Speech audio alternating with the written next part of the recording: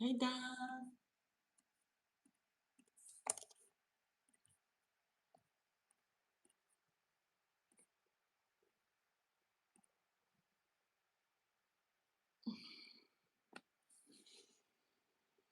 Yeah, I had to end the TikTok. It was actually way too confusing trying to do two at once for me right now. Maybe one day I can have someone else helping me with it.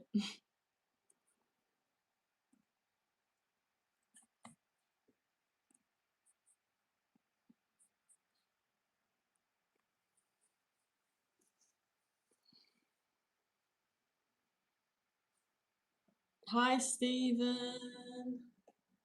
How was the moon for you?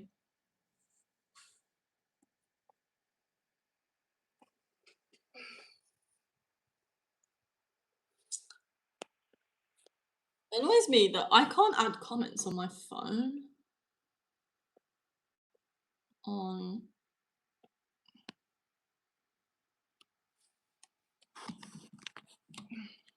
what?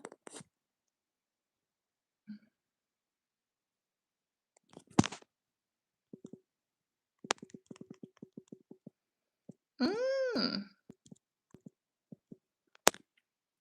Oh, I have a little sticker. Is that annoying?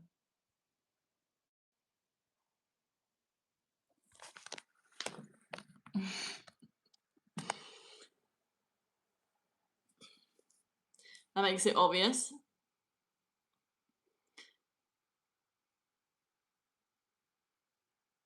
What was the crack with it turning red? It was a blood moon. How do people make astrology readings? Okay, well, what do you mean? Like in terms of your birth chart? There's actually many different ways to make astrology readings, and it depends on what type of astrology reading you're doing. What I'm doing in my life. Do you mean what am I doing? Welcome everybody. Hey, we over here. Yeah. Thanks for coming back, my loves. As in the ones you read in the newspapers online. Okay, let me tell you something. The ones in the newspapers are way too simplified. Astrology is actually very complex, and it's, how do I even explain this? I was explaining this to my friend the other day. How, say, astrology starts with the elements, and that's the foundation of astrology, is all of the elements. And then each element has inside it, so imagine this. Imagine like the sun, right? I wish I had like a thing I could draw. Let me just draw this for you, actually. Hang on. I have a pen here. I have my sketchbook. I don't have a pen. I have to explain it. So imagine a sun.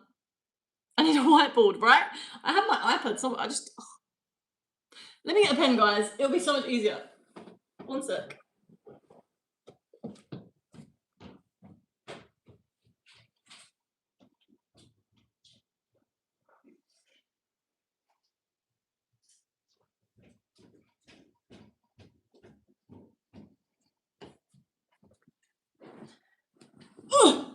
Back. Okay, so look. I can't believe I'm drawing in my sketchbook with this pen. No, I can't do it. I can't do it. I'll do it in a notepad. So, there was a pen there the whole time. I'm not an astrologer, but I know a bit about astrology, so we're going into it. Okay, so the question was, wait, what was your question? I'm just going to explain to you something about astrology. Let's say that you've got these are the elements, and then each element has, hang on, 3 zodiacs, okay? So now it's starting to get more complex, and each zodiac has its own characteristics. So it's splitting up the elements into even more complexity.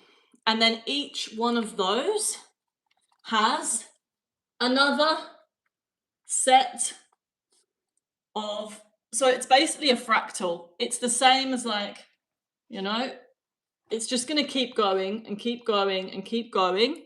It's very complex. So you can imagine someone's birth chart. We all have all the elements in our birth chart, and then we have all of these, but they're all different. Very, very different and mixed up in different ways. And so when someone says to you, for example, in the newspaper, it says, what is a sun sign? Your like astrology reading from your sun sign, it's not going to be complex enough.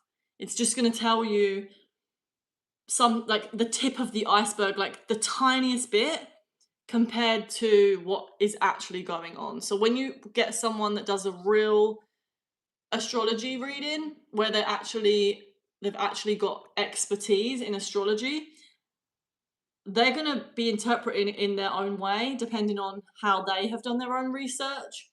And so yeah, it's really interesting.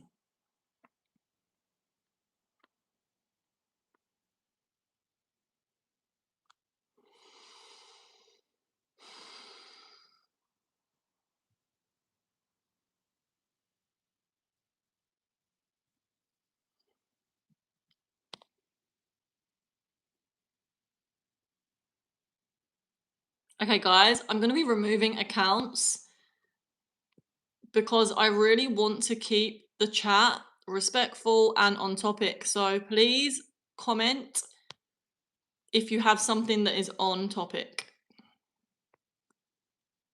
Otherwise, I'll just block you.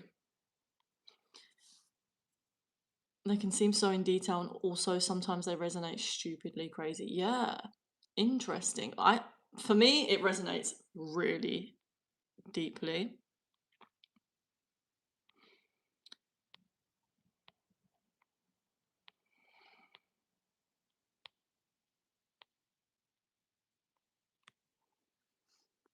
Astrology provides symbolic windows where energy is favorable.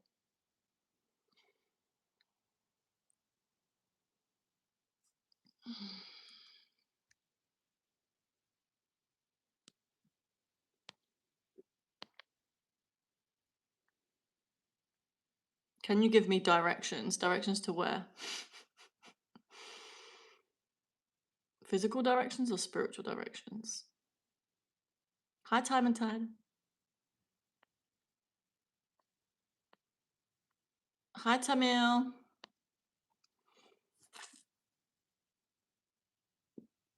Guys, it's a manifestation Q&A. So you can ask me anything to do with manifestation, how to manifest what it is that you want to manifest. Maybe you don't know what it is that you want to manifest. Maybe you want help with figuring out what you want, because knowing what you want is very important when it comes to manifesting.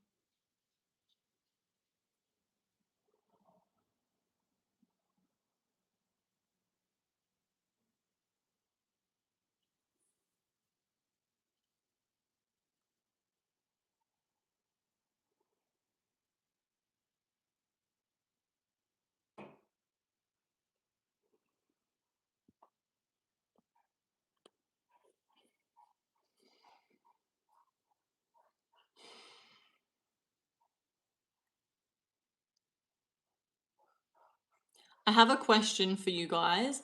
What is it that you are currently calling in your life?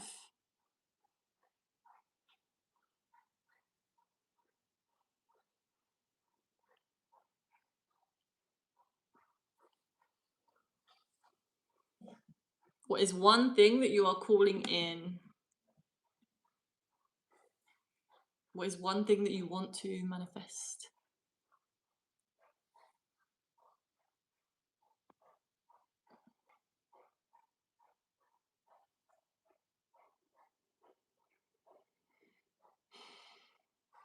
Chaudhry says, I'm very sad. I'm sorry to hear that. Why are you sad, hon?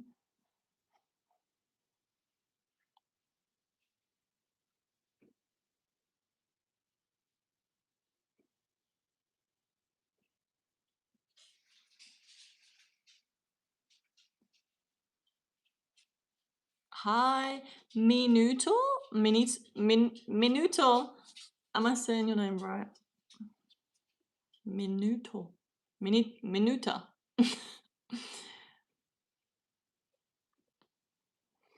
I'm 41, Western Oh, it went.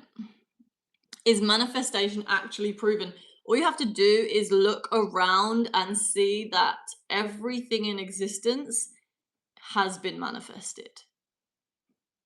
So when you say, is manifestation proven? Do you mean in terms of the practices that they teach, manifestation practices, or?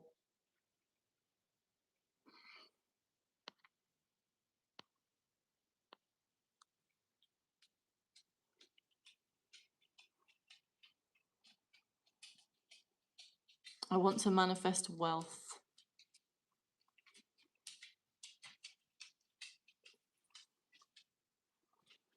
When it comes to wealth, we have to really look out for what subconscious blocks we have to money. A lot of us grew up in environments where our family members have their own blocks when it comes to money. Or money also is extremely related to self-worth, your self-concept, how you value yourself, how you see yourself being of value to others. So if you want to manifest wealth, it's really important to work on self-esteem and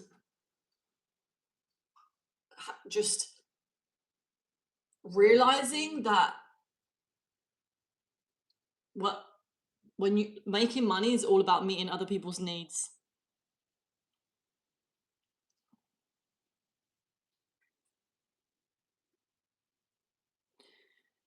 Like-minded humans to evolve on this planet, maybe beyond this life. Wait.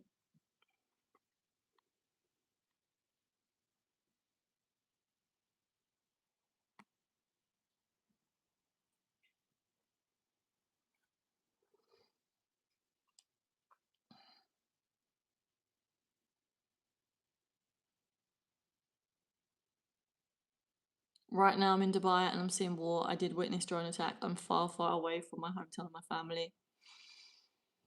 Oh, hun, I'm sending you love and prayers.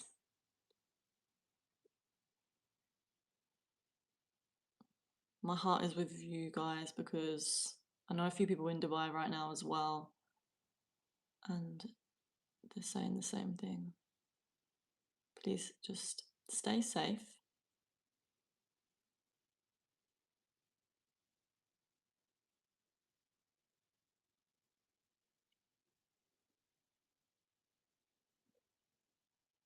Before I walk my dog, I say free stuff and I always come back with something. Yes!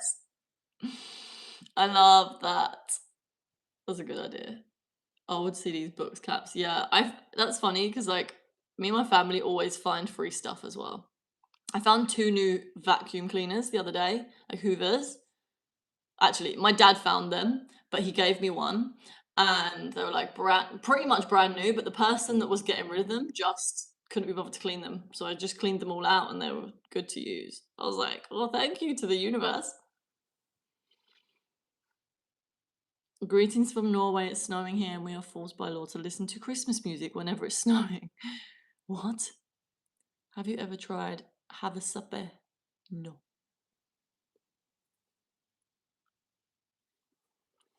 Do you support the LGBT? I support all my brothers and sisters. So yes.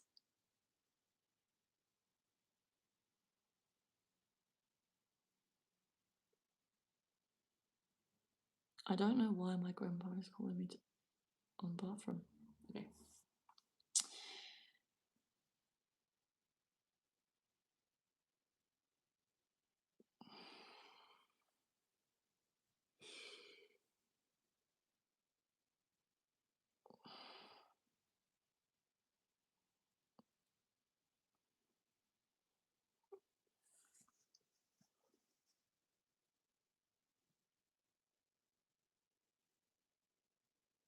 Hi, my name is Jewel, and I'm from Kerala, India. It's now 1:57 in India. Please call my name. I have a friend in Kerala.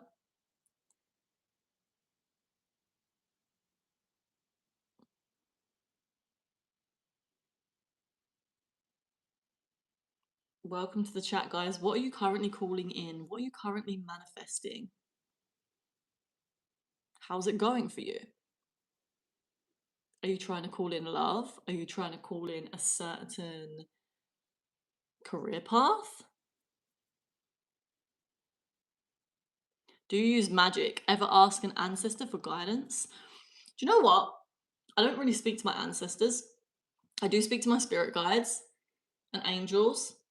And I do believe that magic is just the nature of the universe. I don't think there's anything different. I don't think there's any difference between magic and nature.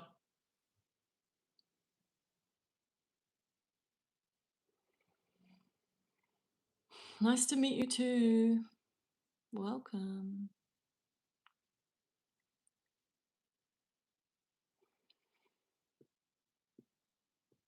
What are you guys currently manifesting? What are you currently trying to create in your lives?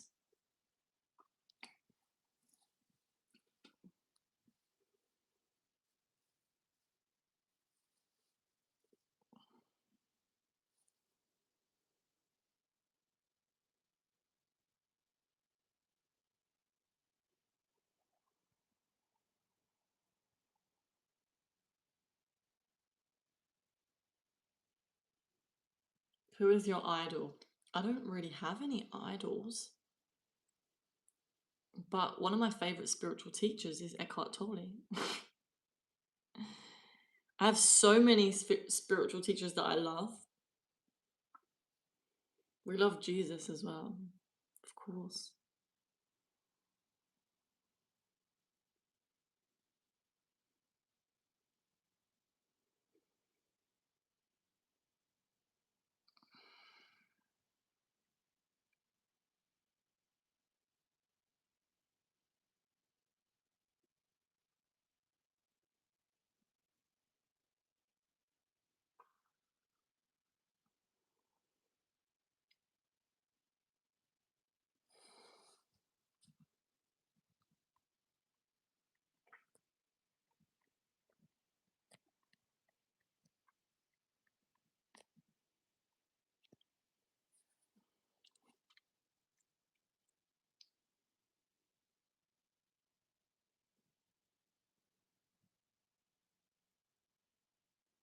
My biggest difficulty is too many things to manifest.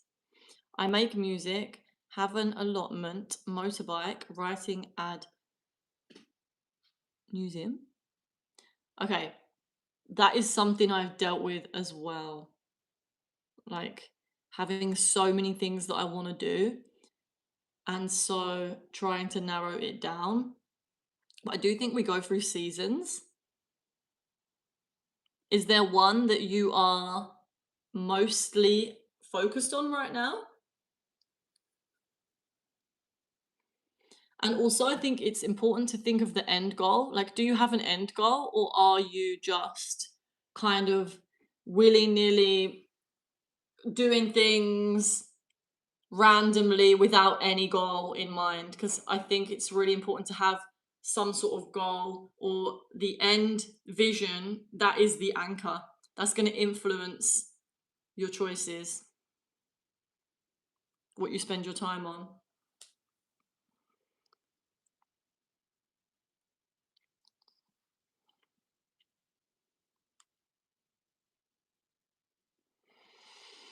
I don't have a favorite actor.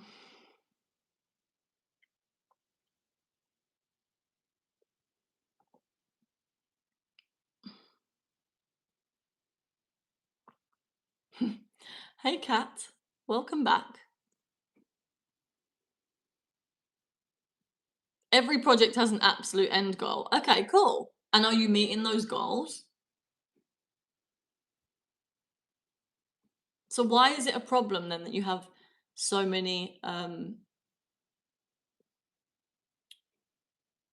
different interests? Why is that the issue? Why is that an issue for you?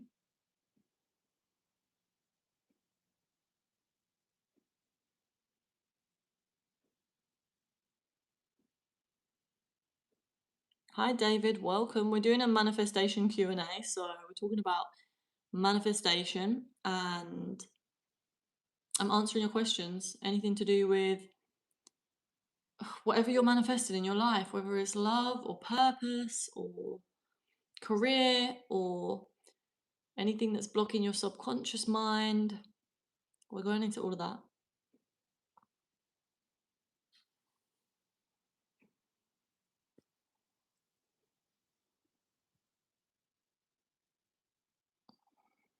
Does it actually work? So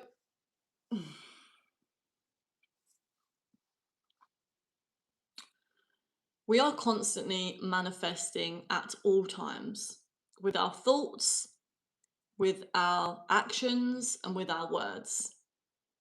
So whether it works or not, and for you to know it works, comes down to how much you are observing your experience.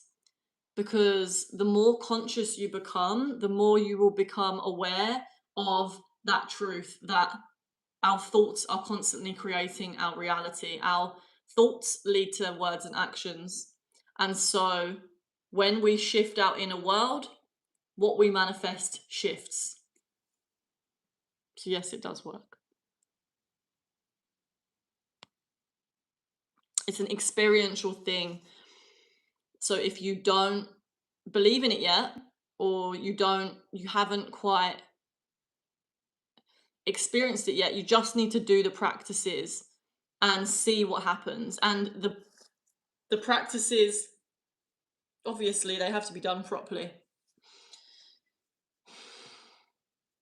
which can be difficult sometimes. Over time, we get better at it, and some people probably comes more naturally to them, depending on what current conscious state of consciousness you're in. I'm just flighty and hyper. No real problem.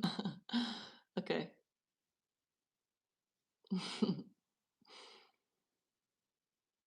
I'm manifesting inner peace and happiness. Yes. Me too. Thank you. Raise right hand if you are not AI.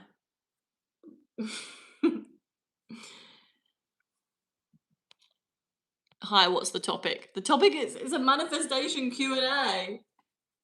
The topic is I'm answering questions to do with manifestation, bringing things into your reality, attracting what you want to attract into your life, creating the life of your dreams, whether that is to do with love or relationships, friendships, or my mind went blank. But all of that good stuff, I'm answering all the questions to do with that. What are common misconceptions about manifestation? Okay. It's a good question. I'm just going to see what comes to my mind.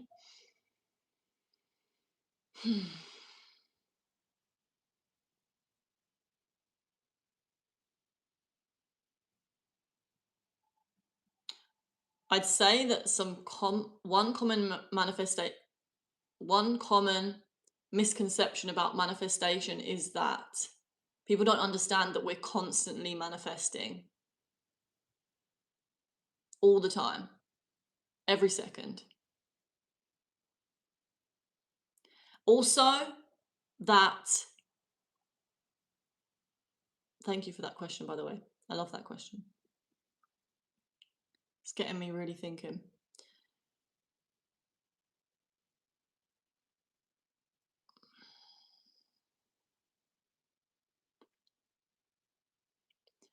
Another common misconception is that people don't realize how much feeling is so important when it comes to manifestation. So, and what I mean by that is when you're doing a manifestation practice, which is all to do with completely reprogramming the patterns in your subconscious.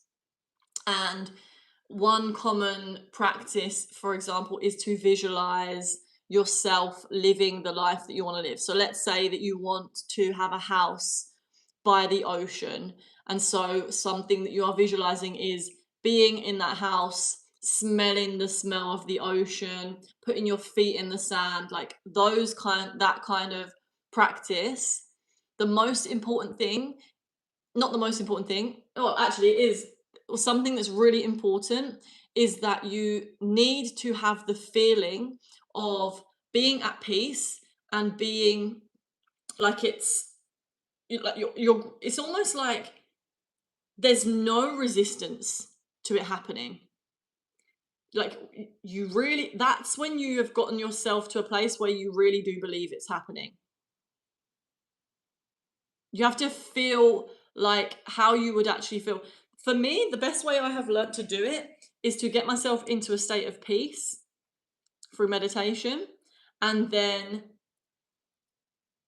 imagine what it is that I'm calling in. And sometimes I notice that some resistance comes up.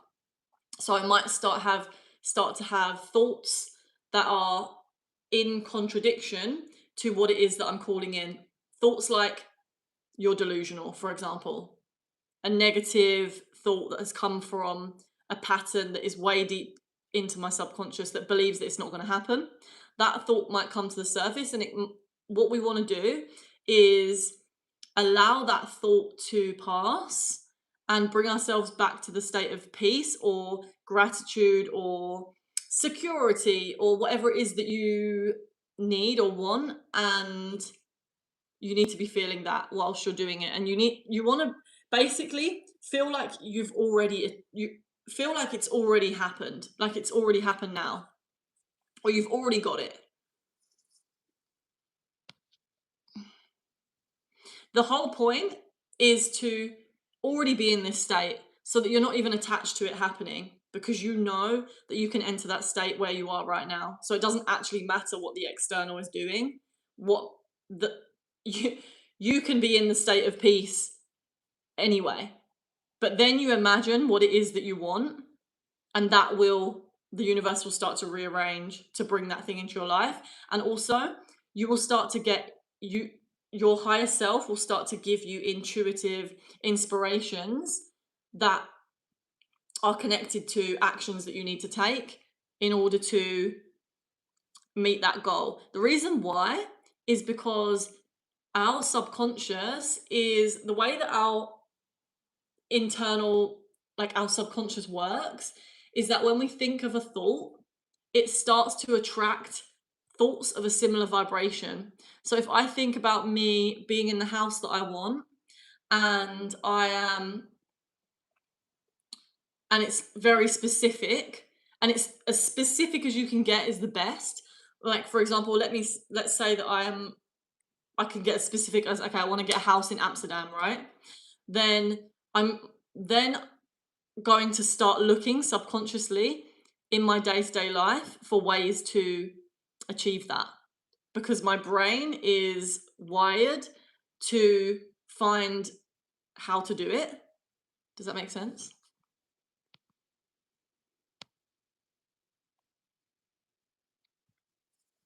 Are people overly versatile or just internally goal disoriented? What does that mean? Raise right hand if you're not AI. I'm not doing that again. Do you know Buddha? Not personally, but I know him.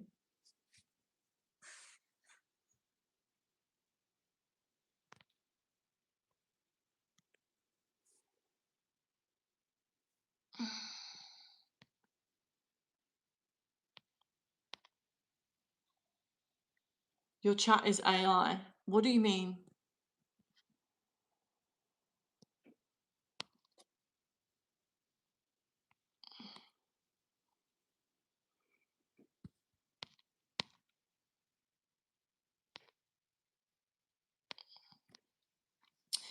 Okay, Time and Tide says, I've reached most of my aspirations. I live and work in the music business. Okay, let me bring this over here because okay. I live and work in the music business. I'm a sound tech in a studios in Camden, London. I used to work in Camden. Also, play bass and synth in a covers band and work with a well-known band. And that sounds really fun. I love music, and it would be cool to come to one of your shows one day.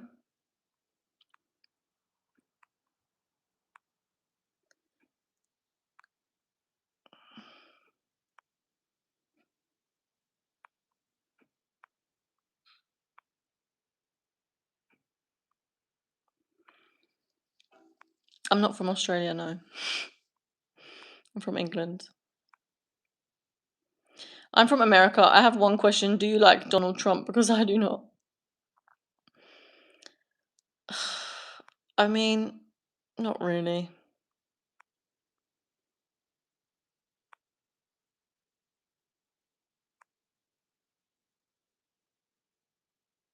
Like we already have it. Law of assumption. Yeah.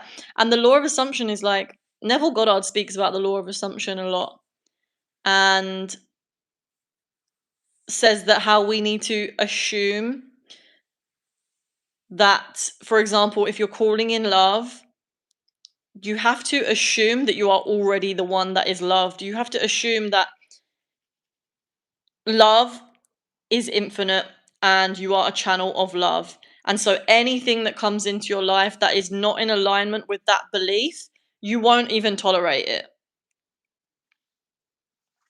Because your assumption is that I am loved. So if someone comes into my life and they're not treating me with love, I'm going to say, okay, well, that's not in alignment with my belief. So I don't accept it. And we tolerate things that we believe that we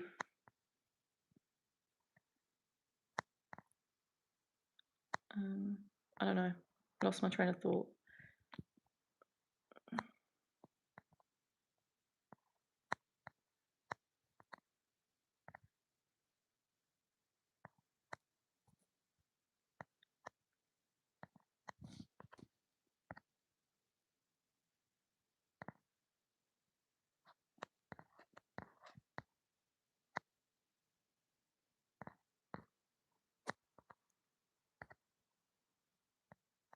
Hi guys. I'm deleting comments, by the way. Please do keep your comments related to the topic. Otherwise I will just block you from commenting.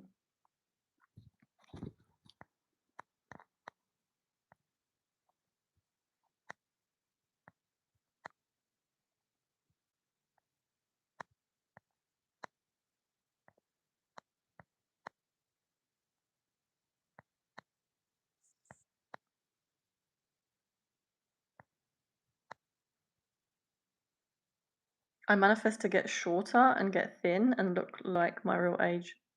Play for me.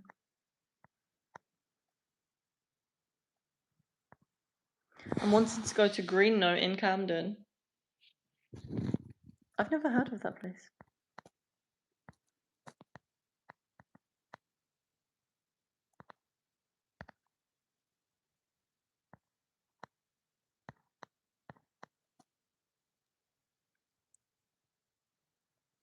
Guide your heart and mind from your own negative thoughts, and everything you do flows from it. Yes, rising to shine.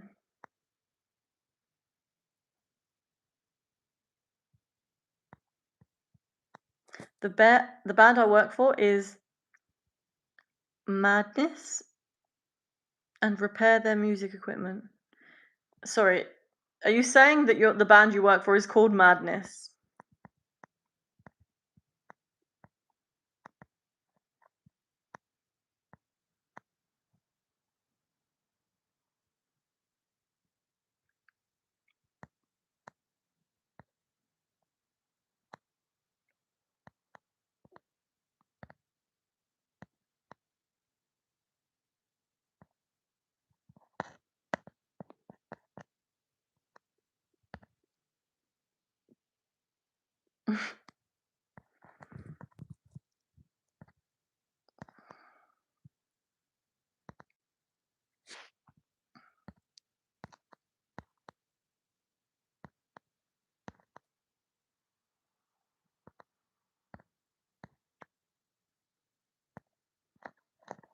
Don't mind, in my opinion, love and inner peace is the biggest lie of mankind. Everyone talk about it, but reality is no one have it.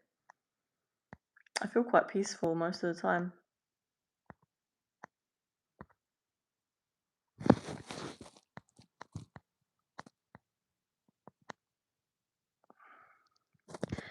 Okay, appreciate the last answer. Next question. Is it possible to over-manifest and become detached from reality? It is possible to become detached from reality, yes. I'll give you an example of how this can happen. A lot of people, and this is another really good reason to look at the elements and balance the elements out.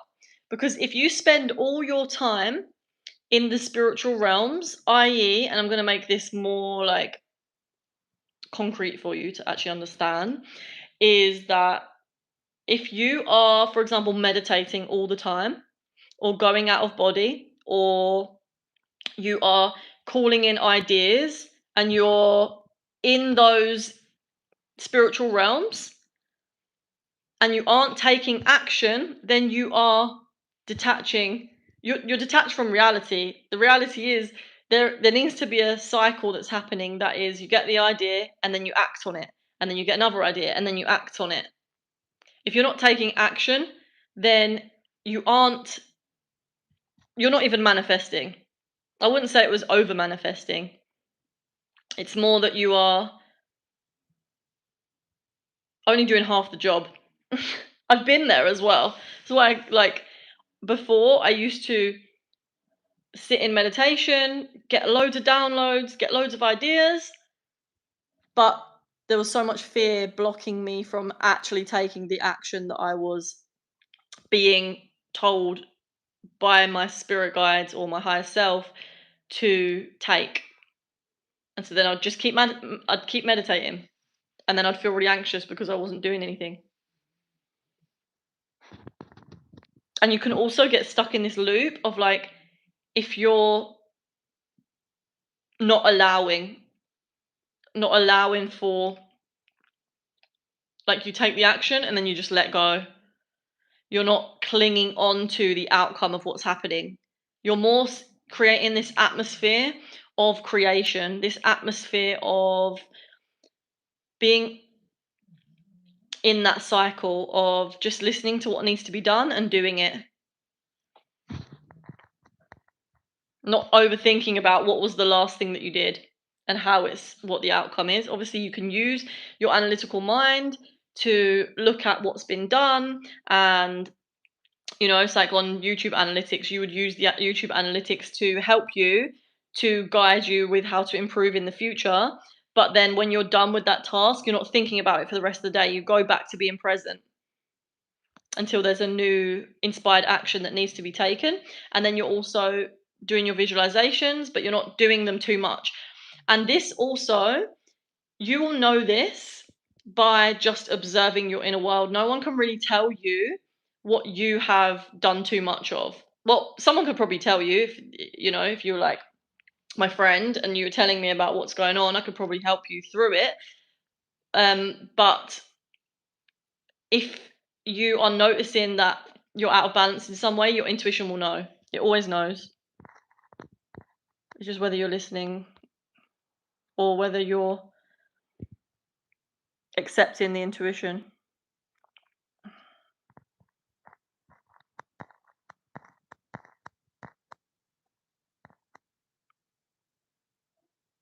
The band I play in is a Pink Floyd covers band. Cool.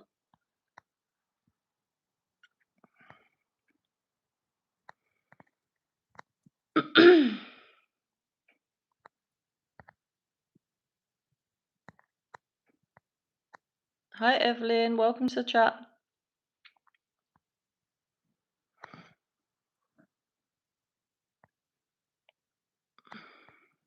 Have you read Transurfing? I I can't remember. I feel like I might have read like one page, but no. But I've heard of it. Reality transurfing, right?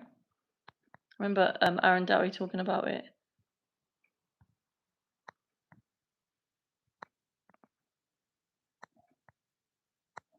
Thank you, Kat.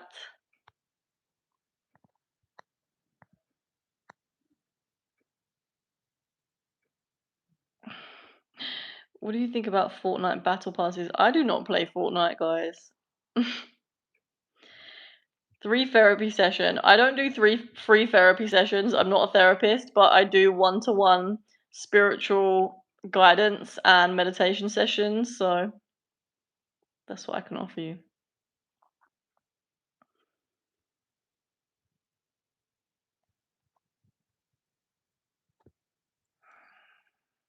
Happy birthday.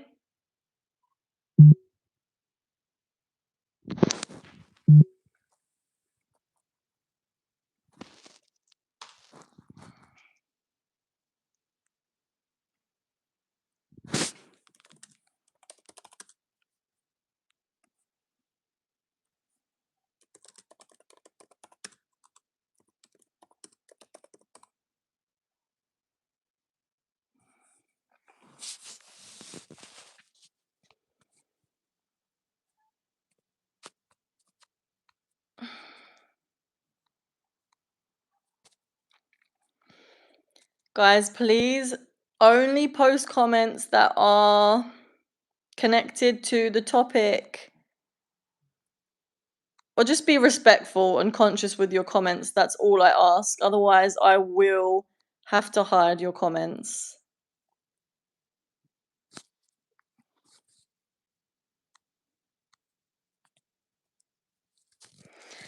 How does that work, spirit guide? How does it work? I don't know.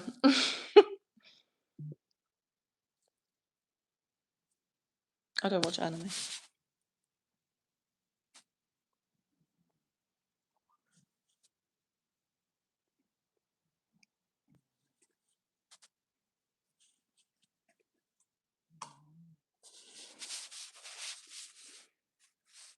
The topic of the current live is it's a manifestation Q&A. We're talking about the law of attraction and we're talking about manifestation, how to bring into your life what you want. And so if you have any questions, drop them in. What are you guys currently calling in? That's what I want to know. Let me know what you're calling in at the moment. What is it that your heart desires?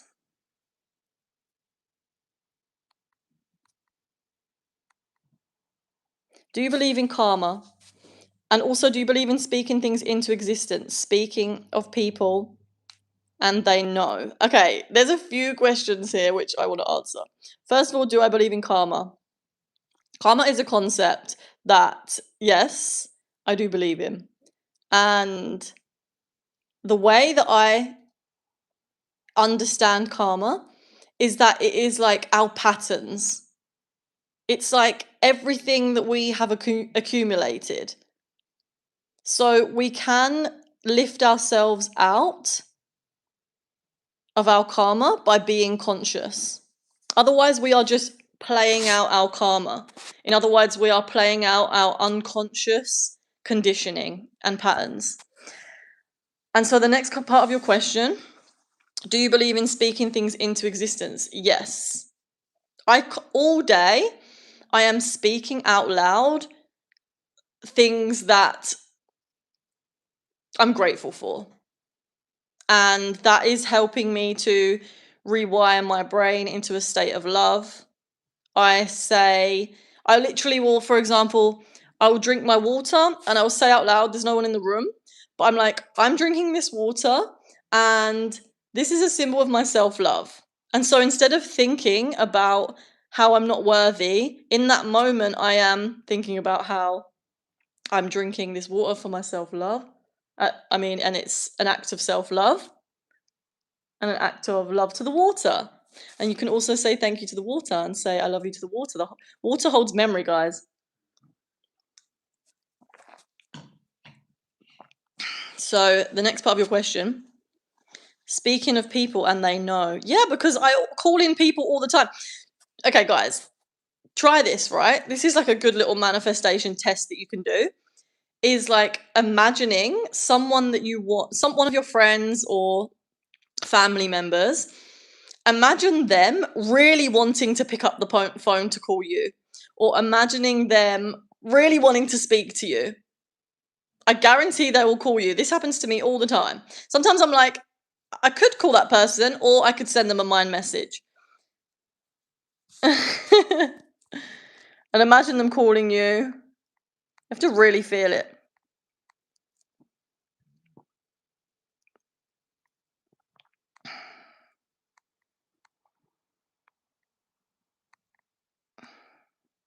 How do you define manifestation beyond the law of attraction? Manifestation is something that is happening in every second. We are constantly manifesting. Through our thoughts, we're manifesting thoughts, but then through our thoughts, we are manifesting words, we are manifesting actions, and Gaia, the planet, is constantly manifesting plants. Everything is being manifested at all times. It's just tapping into that infinite intelligence in order to consciously choose what you want to manifest into your life, instead of just unconsciously playing out patterns and conditioning that we have been accumulating from ancestors and from childhood. So it's all about tapping into it and pretty much rigging the game.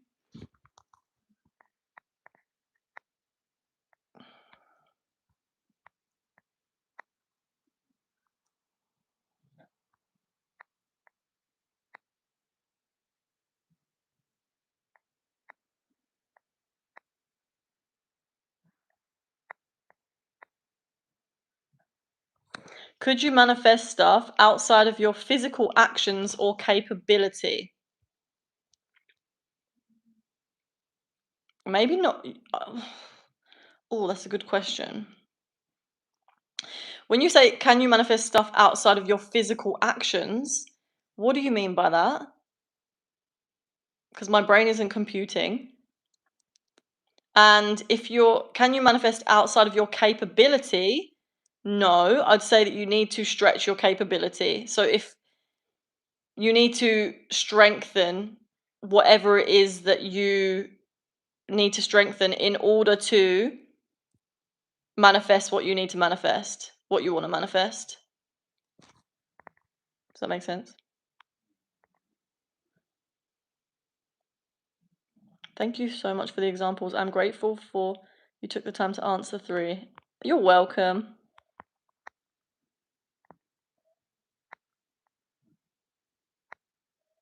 This happens to me a lot, that's why I asked. What happens to you a lot? Can we be spiritual without believing in the existence of God? Yes, because spirituality has everything to do with your state of consciousness and nothing to do with your belief. That was a quote from Eckhart Tolle. That's how he defines spirituality. I'm going to say it again. Spirituality has everything to do with your state of consciousness and nothing to do with belief.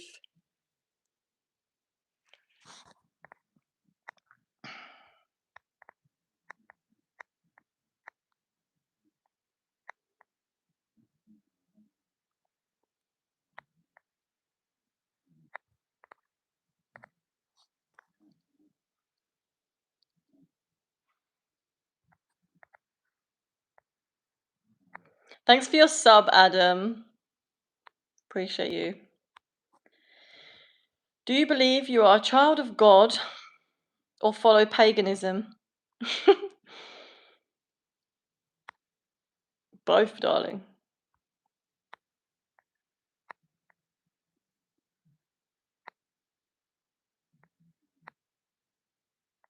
Do you know what manifest destiny is? I mean, I guess so. Amy, how do I manifest some loaded fries with a Diet Coke? I guess you would just open up Uber Eats. Or you could ask your intuition and you probably know yourself.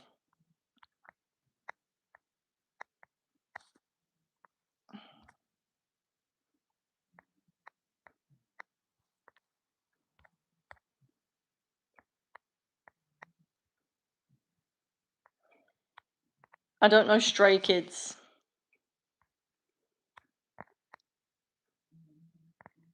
What makes you second guess your direction? Anything that contradicts what it is that you are trying to manifest. It could be self-worth. It could be, was it, I don't know who it was that asked before. Oh, that's you, Sam. Hey, Sam. Um, about capability. But if you are not fully capable of doing what you what you want to manifest, then you need to strengthen that muscle so that you get to the point where you believe it yourself.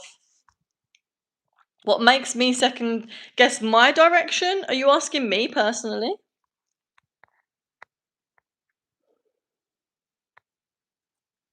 I heard you say that once you manifest something in your mind, you have to follow by action. What if someone is physically limited?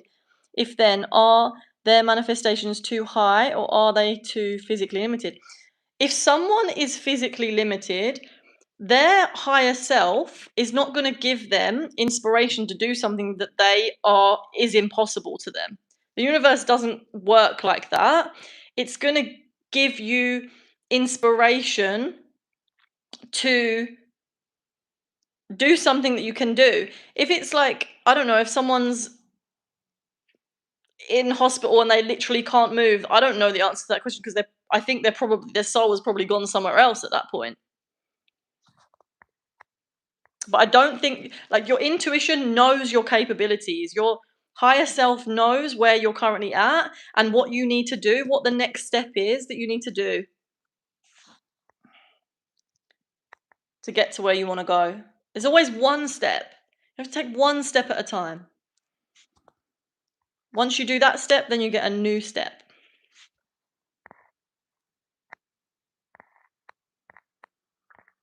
Is manifestation a spiritual principle, a psychological phenomenon, or both?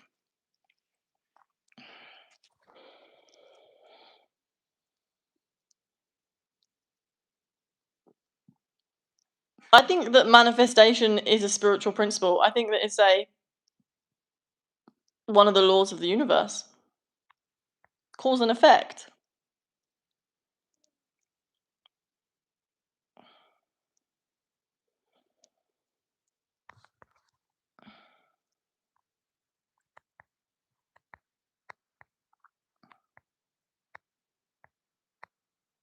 Do you believe in God?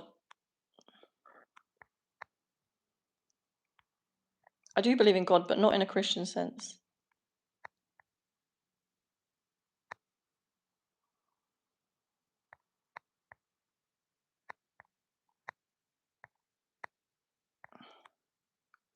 Can you describe what is nothing? No thing.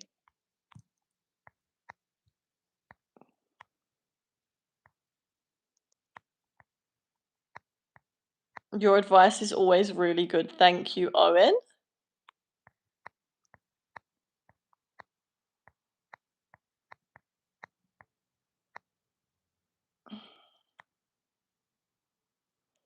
Can you describe nothing from a blind person's perspective? No, because I'm not blind. So,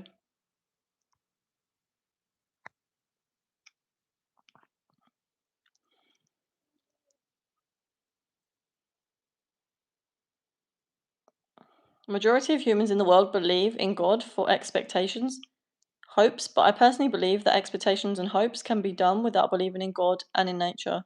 Yeah. Oh, but how can you not believe in nature though?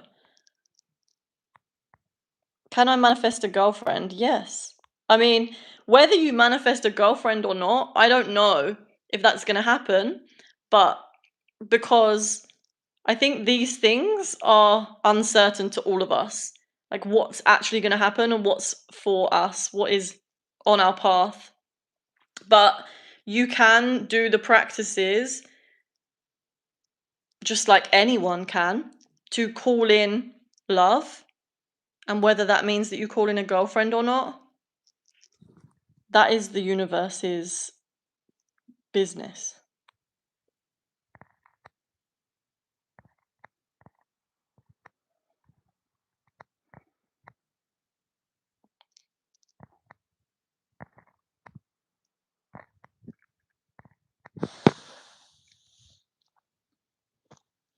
Okay, so that means you're destined to have a different outcome, even if you manifest something but can't reach it. Is it then that you can't reach it, or is it that it's not for you?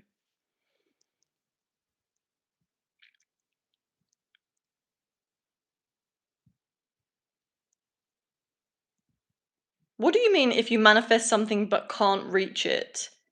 Is it then that you can't reach it, or that it's not for you? It really, I think, depends.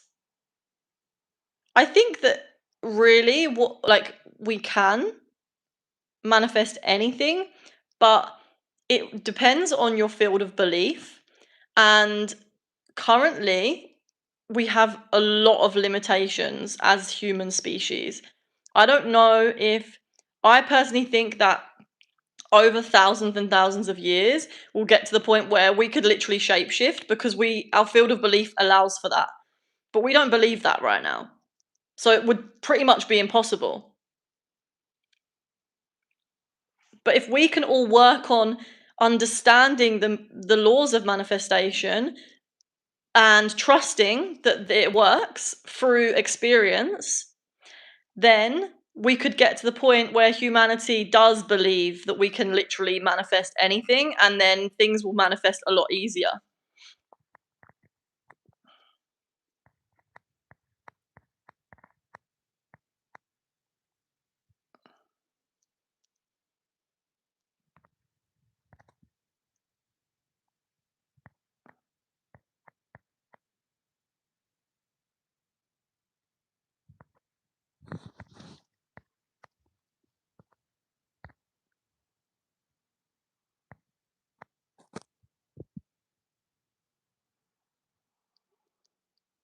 Because we can see the nature, we can feel the nature.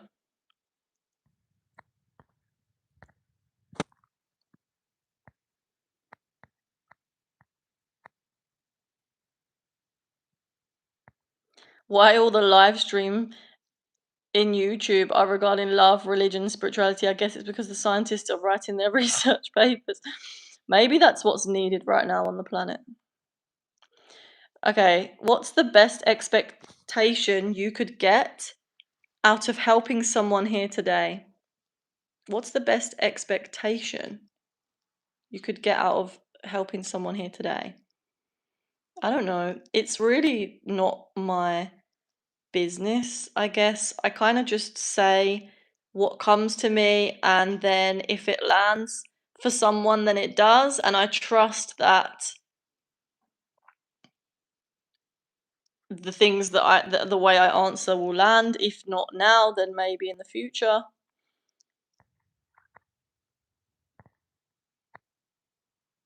Can you describe the color red to a blind person? Fiery. Warm.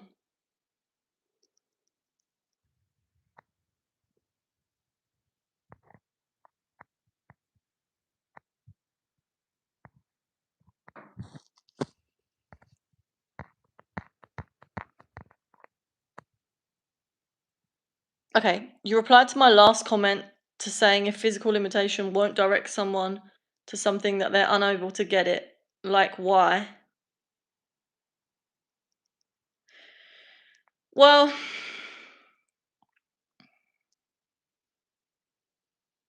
if physical limitation won't direct someone to something that they're unable to get it, I don't know what you mean.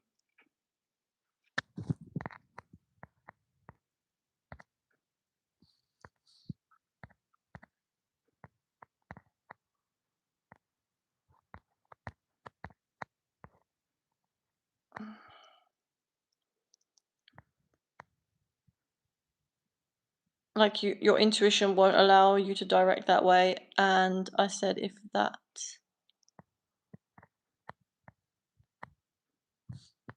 Guys, I am removing you from being able to comment, by the way, if you're spamming or off topic.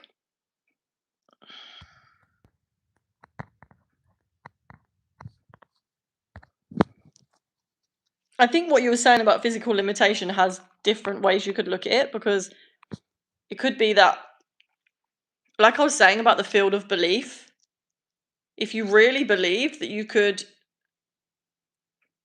heal, then you'd be able to heal that physical limitation, depending on what it is, you know?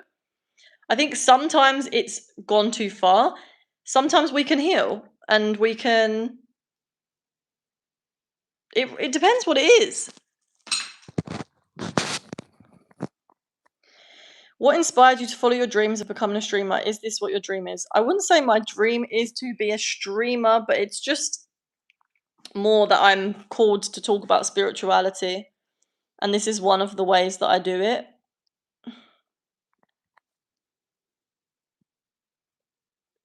That feeling is just because you're not capable of it. From intuition is not that person because they're destined for something else.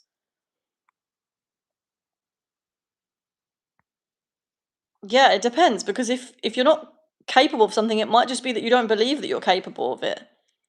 It might be that you genuinely are not capable about it. So you have to ask yourself that question. Is this something that I can actually do? For example, right? I am not going to be able to become the world's best football player, because it's not something that I'm set up for. I mean, I don't know. You know what I mean? Like, it might be a bit better example. I'm not going to be able to... Like, there's certain things that our unique incarnation allows us to do, which is why we are on this journey of knowing ourselves, to do what we actually came here to do. There's certain things that we are good at, and even certain physical limitations will have gifts. So you would be trying to find what it is that you can bring to this earth with your own unique blueprint, or your own unique patterns, your own unique setup in your body.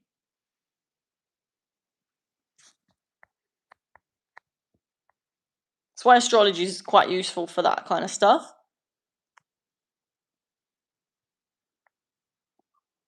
Or just observing yourself. It can take a long time to observe, but you have to pray as well. Like, asking... I say, like, some prayers that I use over a long period of time work wonders. Like, please show me where I can be of service in a way that is in harmony with my nature. And then contemplate that. Watch yourself every day and see if you get some answers.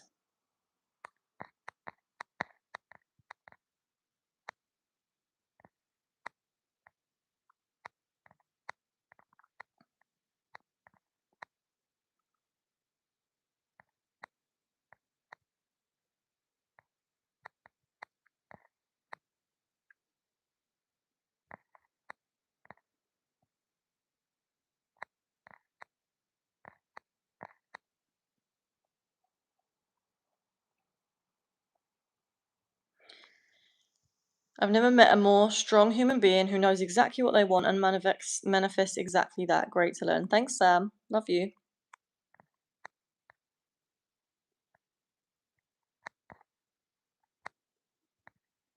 I always ask myself, why can't I just sleep and eat all day? You can. There'll just be a consequence for that.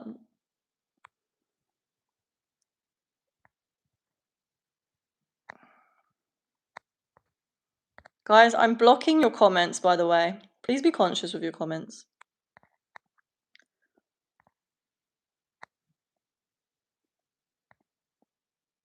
But you can be the best goalkeeper. I can't, though. I think I've been in goal many times. It's so scary. I'm just like, ah!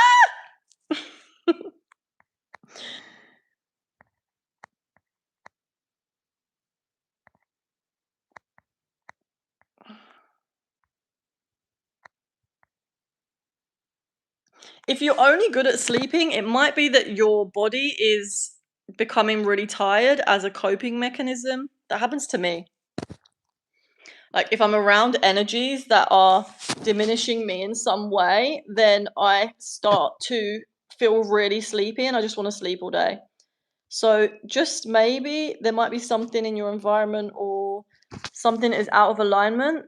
I don't know, or it could be anything, honestly.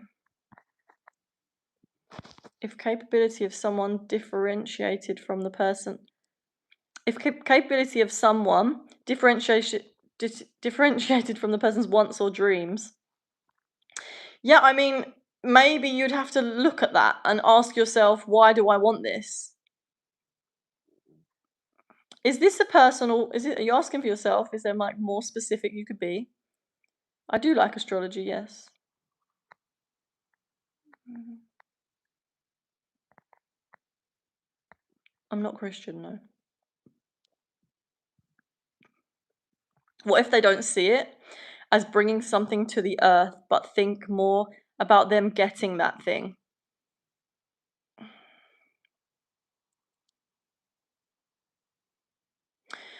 I think it comes down to why you want it. What is the reason and what is the undercurrent of your vibration when you are thinking about that thing that you want? For example, if you really want something, but you're in a state of, I don't have this thing, and you're longing for it, then you're actually pushing it further away.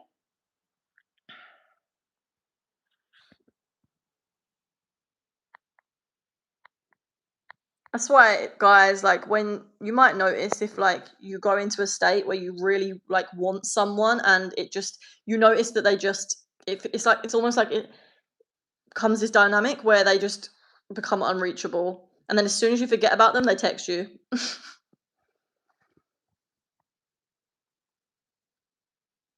But you can switch that around as well. You can start to do the opposite. Hello, auntie, where are you from? I'm from England. Beatrice. Hey, Beatrice. Please stop spamming. The best place where you can't harm anyone is when you are sleeping.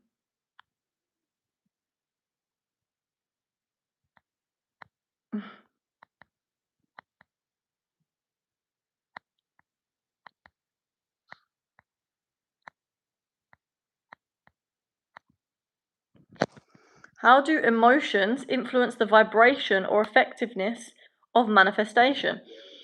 Okay. Emotions are emotions are a message. Okay, guys.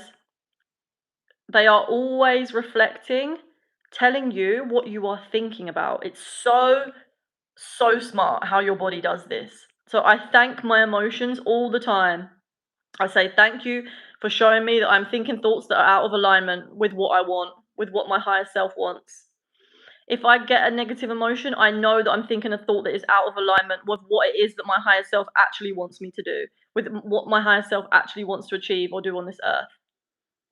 So the emotion is telling you what thoughts you're having, and your vibration is the thoughts that you have carry a certain vibration. If you're thinking thoughts that are out of alignment with your higher self, you're going to have a lower vibration. For example, if you're thinking thoughts about how unworthy you are, and that is causing you to literally look for all the reasons why you're not good enough for this thing, all of those thoughts are out of alignment with your higher self. Your higher self doesn't have this concept of being not good enough, because the higher self is our part of us that is connected to infinite love. It can't not be worthy. Every single one of us is a soul that is worthy. So whenever we're thinking thoughts that are out of alignment with that are then we're going to be feeling those difficult emotions. So how do our emotions influence the vibration or effectiveness of manifestation? Your emotions are actually helping you with your manifestation, because if, for example, you are thinking about something that you're wanting, let's go back to the example of you're doing your visualization of say you want to manifest a house, okay? and you're sitting in meditation and you're visualizing with your imagination that you're in this house. Whilst you're doing that, you notice an emotion come up, like anxiety. That is a sign that you're having resistance to you manifesting a house. So that emotion is telling you that you have a belief that is contradicting your manifestation. That manifestation is going to be much more difficult to manifest if you have contradicting beliefs. So use your emotions to notify you when you are having a thought that is contradicting, and then notice that thought, question it, is this true? Because you want to start to untangle it and allow it to loosen its grip. It's so amazing how when we're doing these practices, we're really just becoming more conscious of our inner world and the patterns and the beliefs that we have underneath. And that's what we're doing. We're like needling through them. Does that make sense? How do I fix it? The sleep thing? Well, I don't know, because I'd need to know more about what your lifestyle is, what you want in life. Like it could be anything. It could be something to do with your mind, your body. It could be an emotional thing. So you can go inwards and ask yourself that question and see what comes up. You could ask yourself, what does my intuition say about this, and see what comes up. See what's the first thing that comes up. It could be that you need to move somewhere else. It could be that you need to change your diet. It could be that you need to exercise more. It could be anything. You always know, guys, what it is that you need. It's just that our mind gets in the way.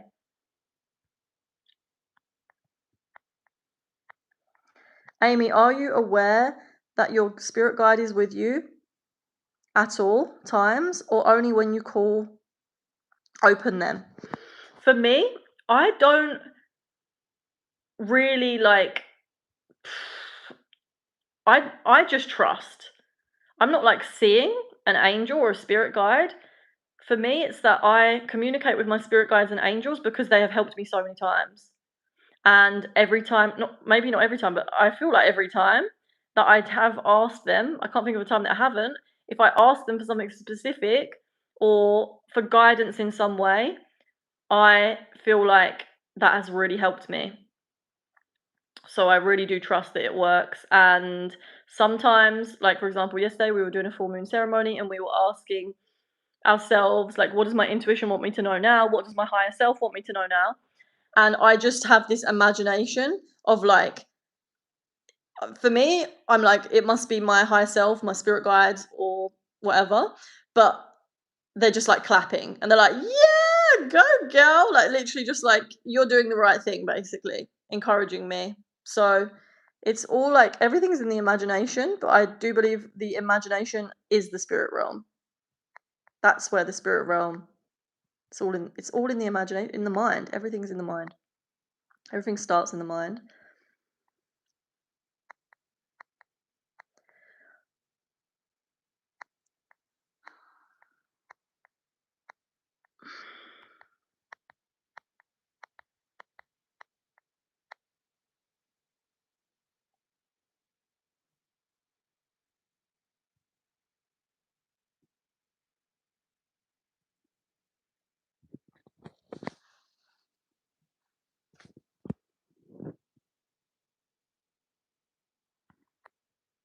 My Instagram is the same as my YouTube at. It's Amy Louise Samp.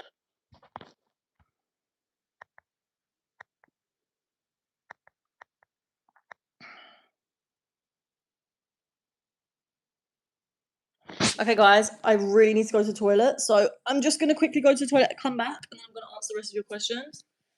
And also, I'm loving the questions, by the way. They're really good. The part of me doesn't want to go to the toilet, but I'll be back.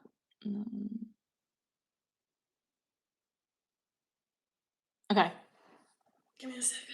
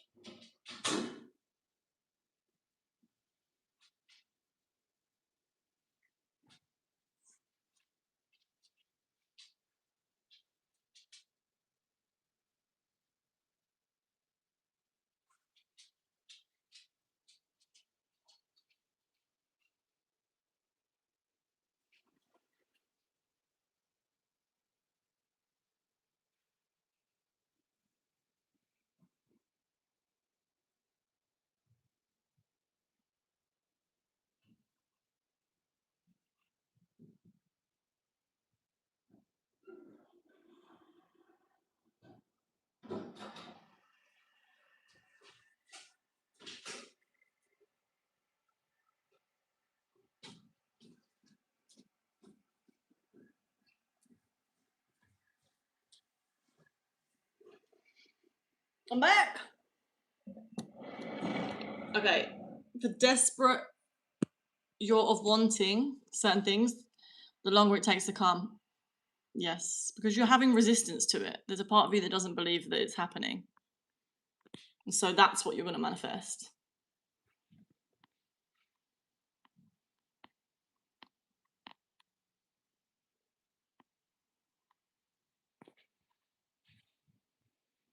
If you had one life motto, what would it be? Just be present. Be in this present moment. That's the most important thing.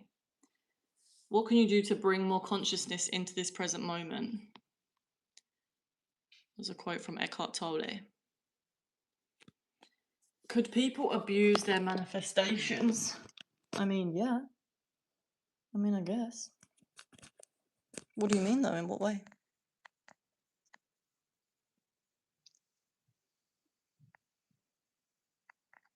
People are manifesting crazy stuff all the time.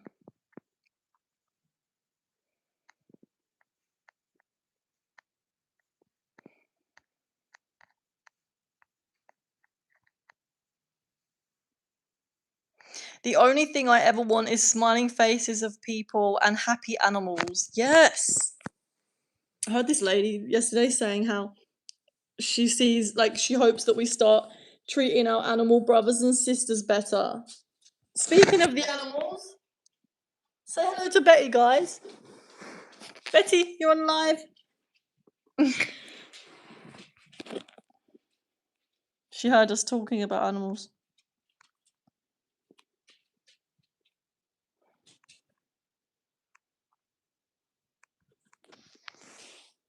What is the manifestation question? Any question about manifestation?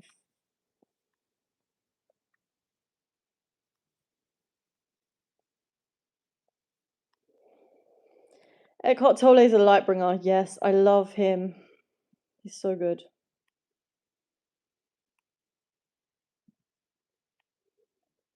Are you a monist? What's that? Manifestation is wishful thinking. No, manifestation is not wishful thinking. Manifestation is like everything is being manifested all the time. Manifestation is just the effect of a thought. It's the effect of a cause.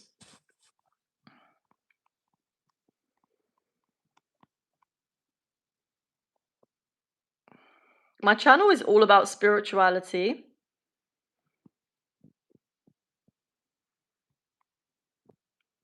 So just tell us about manifestation, how we can apply.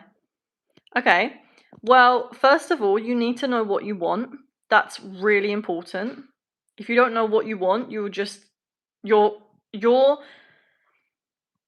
existence, your reality will reflect that you don't know what you want. So you need to know what you want first of all. If you want me to go into how to know what you want, that's another story. Once you know what you want to basically live your life as if what you want has already manifested. And that means down to the thoughts you think. The more you can live in that state, the easier it's going to manifest. So your predominant state needs to be you assuming that whatever it is that you want has already manifested. And usually that's a feeling, guys. Whatever it is that you want, try and ask yourself, why is it that I want that? So let's say what you want is a partner, right? Or you want to attract a certain person. Ask yourself why. And then maybe the answer would be something like, this person is going to unconditionally love me. So then you want to really look at that and see, okay, is that true? Is that person going to unconditionally love me? Maybe that person that you want isn't able to even give that. So it's not actually that person that you want, it's actually unconditional love that you want. So you want to get down to the root of what you want and then try to throughout your whole day be in the state of that thing that you want. So if it's unconditional love that you want, you need to be able to be a walking conduit for unconditional love. And this is what we need to be doing anyway, is realizing that love is infinite and we are channels for love. Love flows from in outwards.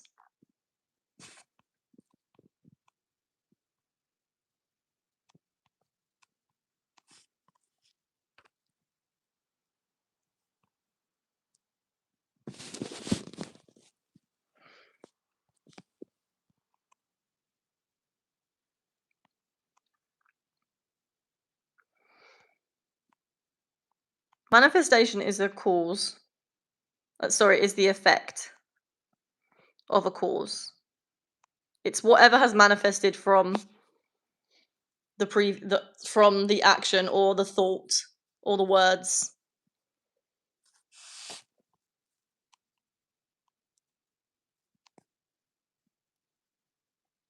Is evil also an effect of the same cause? Evil is, I mean, you could say that evil is a vibration of a cause. For example, you could have thoughts that are really dense, low vibrational thoughts, and they are like evil, you know? They could be looked at as the evil. I don't know if that makes sense. I don't know, I think the word evil is a weird one. I guess evil, it seems that people are doing evil things.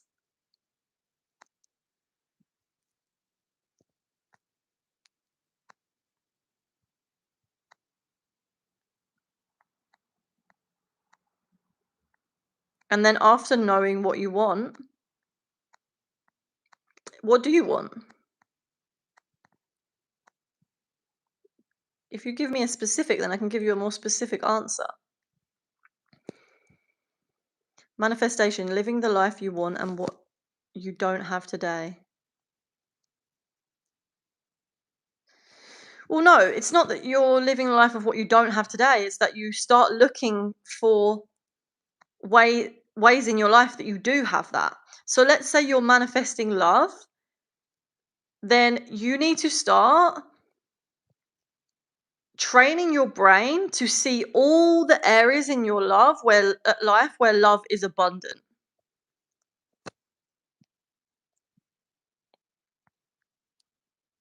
And you will get more of that. What our mind is focused on is what we get more of. And then you're already in the state of love. So you actually, like, do you really need? You might feel like you don't really need it anymore, but then it will come into your life. A really good thing that you can say to yourself is, I don't mind what happens either way.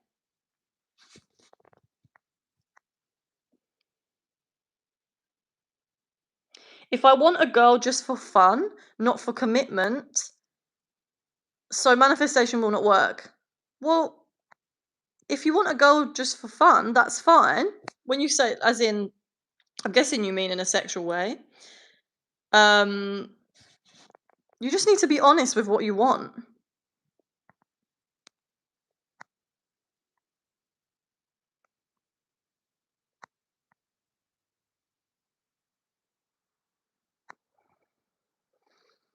It is important to detach from the outcome. And how is that done? I mean, bringing yourself to the present moment is detaching you from the outcome. You can say prayers. You can ask your higher self, your spirit guides, angels, God, whatever you connect with, to help you to detach from the outcome. This is going to kind of prime your subconscious or get your subconscious on that, get you to that vibration. I also do think that the universe is really helping us when we do ask for help. So if you want to detach from an outcome, you need to learn to enjoy the process and have the process more enjoyable than whatever outcome could even come. Does that make sense? That you have to enjoy what's happening right now in every moment and bring yourself back to the present moment. So if you do something with a goal in mind, like for example, if you're growing a social media channel, right? And you post a post and you notice yourself after checking for like validation through engagement. And every time you look and you feel like, oh, there's not enough engagement, you're not detached. You are thinking about how you're lacking in some way. And so the way that you can detach is by just bringing yourself to the present moment. Stop the loop of thoughts. Focus on the feeling in your body of how it feels when you're having them thoughts of how it's not happened yet. It's probably going to make you feel some kind of anxiety or difficult, challenging emotion. So just place your attention on that, and that's going to stop the cycle. Does that make sense? And it is important to detach from the outcome. Yes, it's going to be like, oh, I think we just naturally do this. But yeah, it's good to have some guidance on it.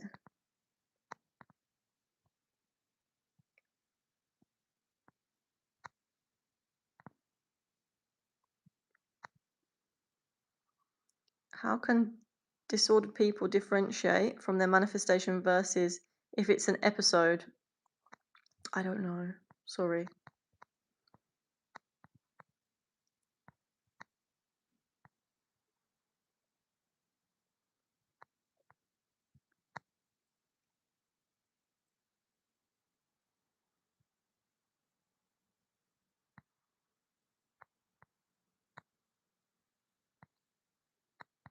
Changing how you perceive things can help you to experience more. For example, if you have a negative situation or a situation that you're perceiving as negative, looking for the silver lining in that situation can help you to bring about more of what it is that you're calling in. You're basically just trying to keep yourself in this state, but you have to do this, you have to also be aware of what it is that is stopping you from being in that state, which is any form of resistance. And resistance can be thoughts, negative feelings, beliefs, actions that are out of alignment with the thing that contradict what it is that you want.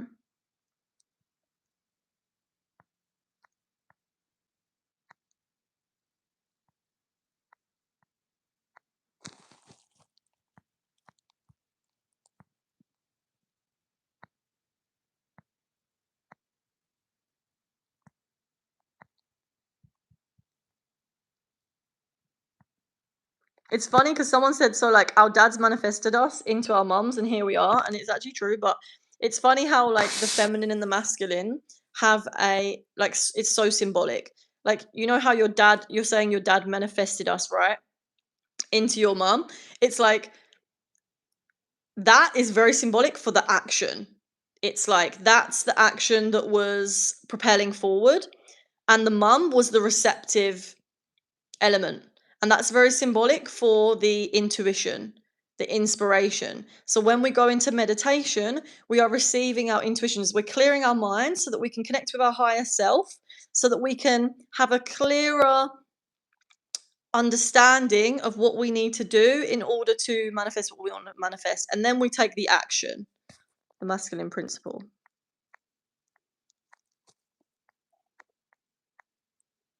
Everything's very symbolic. The universe is symbolic in nature.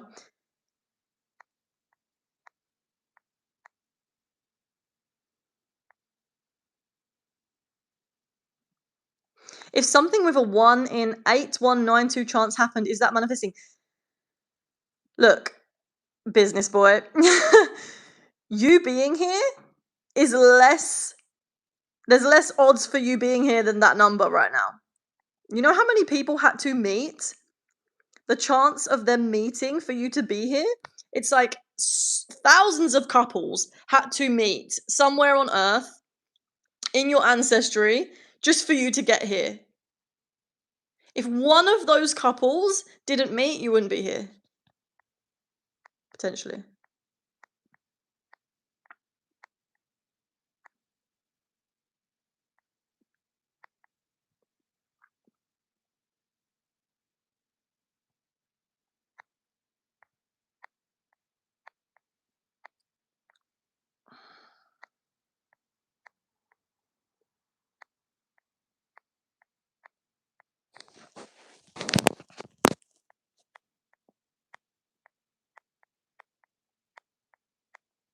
Hi, James Langley from Sheffield.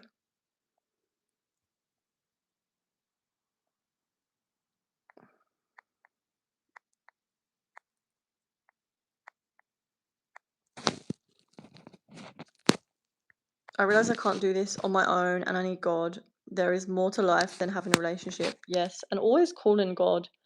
I always ask God for help all the time. I just say thank you for help, to be honest. It's really good because then you're building up your trust.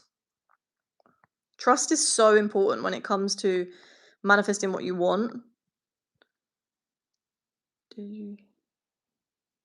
Trust that you are being supported. Whatever the universe is guiding you to do, the universe is going to support you to do that. But you have to take the steps to realize that that's true and not let fear get in the way. Do it whilst you're scared. The fear will diminish. Did you hear about the 5 chakras? Yeah.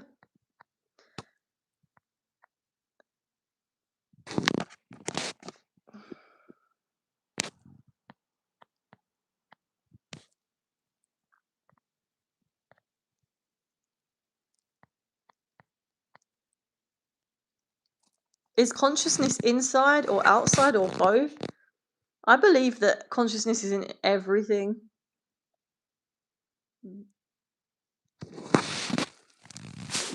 I believe everything emanates from the same source, and that is the one consciousness of God.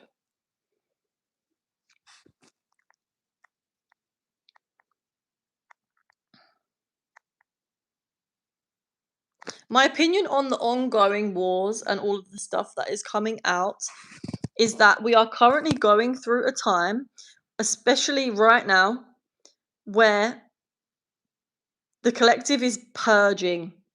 Darkness is coming to the surface, and so we are seeing how the world is run, and we are starting to realize that maybe they don't have our best interest at heart.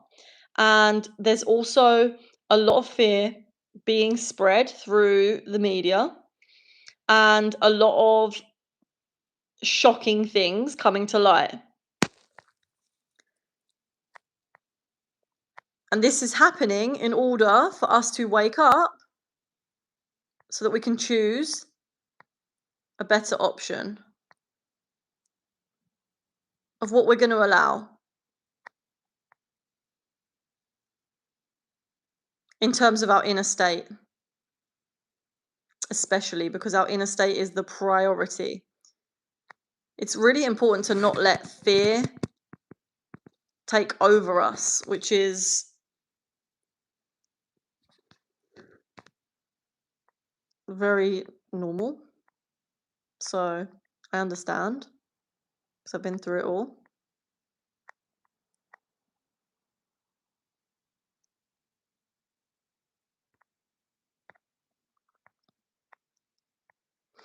Why do people perform yoga and meditation? Relation of manifestation and meditation. What chakras does it open up when you manifest something?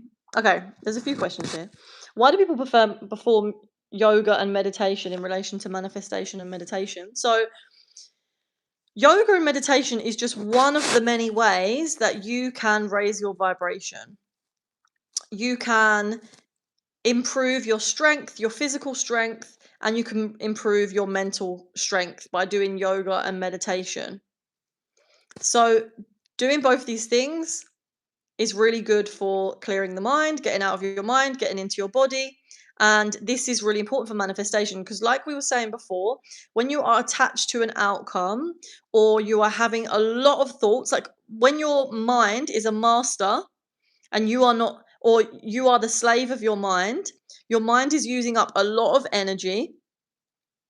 And when we do yoga and meditation, the goal is to bring our attention down into the body and to become more conscious. Exercise is really good at this because it burns up excess energy, which is being used in the mind. And meditation is really good for this because we are consciously bringing our attention into focus, to focus on one thing. And the more we practice that, it's like a muscle. It will get stronger and stronger, and you'll be able to stay a lot clearer, a lot easier. When you first start meditating, you might notice that your mind is really, really crazy. But the more you practice over time, over years, and even in the first 2 weeks when I first started meditating, I noticed a lot of improvement and ability to stay present. So over years, when you keep practicing, this is going to compound and you will be able to stay in clearer states for longer. You'll be able to connect with your higher self for longer, and you'll be able to connect with your spiritual aspect for a longer period of time. And this means that you're going to be able to understand what your higher self wants. You're going to be able to trust your higher self, and you're going to be able to follow or receive inspiration a lot easier. And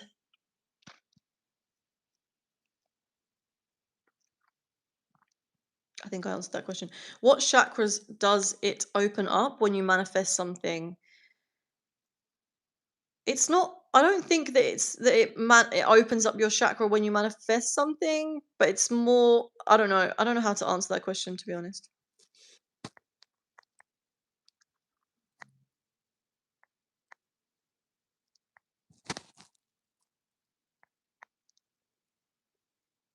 Would you say the reason you are religious is that you are slightly scared of religion not being real? I'm not religious.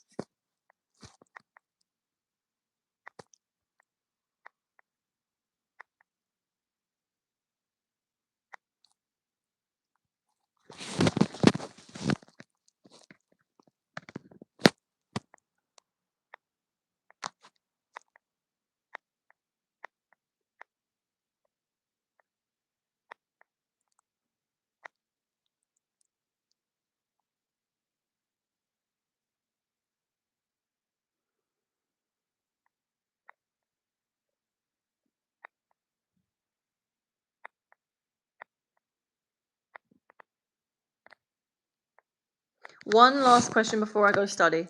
How do you measure progress when manifesting something intangible like confidence or love?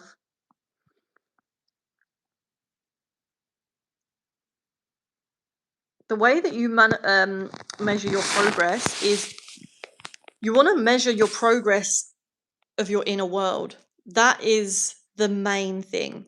If you can get yourself to a state of love,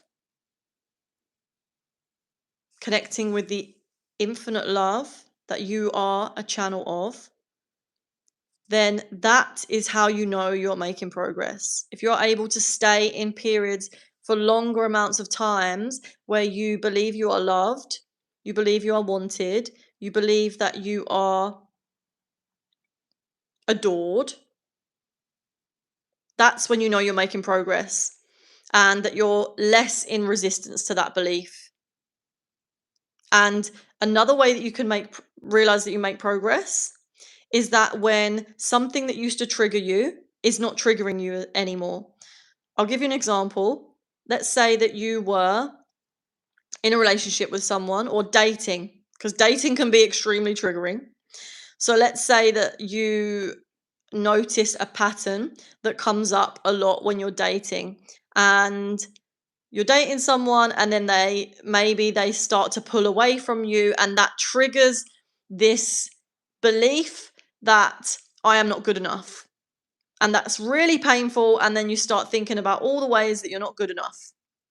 And then your mind is now on a spiral and it's thinking, okay, is it because of this? Is it because of this? Is it because I'm not good enough in this way? Is it because I'm not tall enough? Is it because I'm not pretty enough? Is it because I like did I smell bad when I last saw them?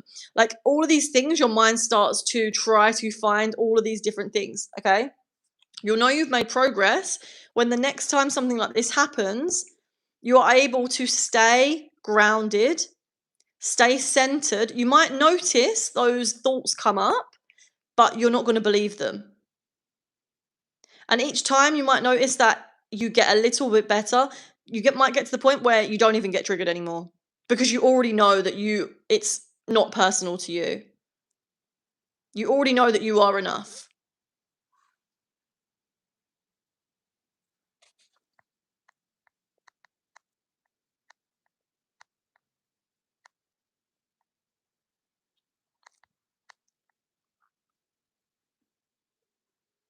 We all need some chai and samosas and chill. Yes.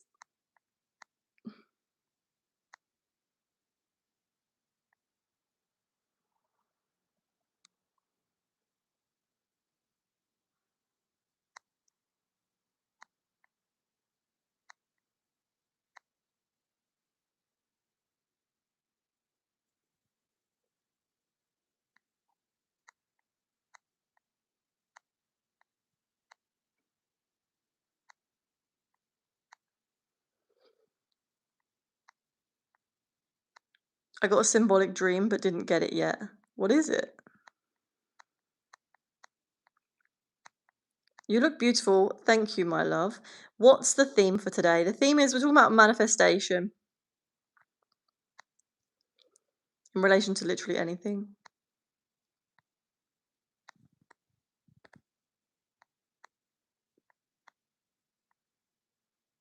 I'm not religious.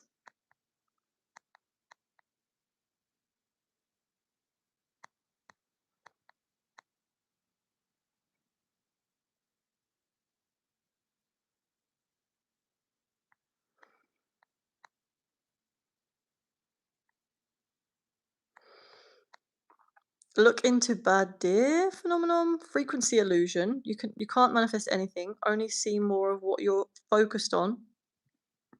Which is not a bad thing, it's just a manifestation is not possible. I don't know about that. I've not heard about that.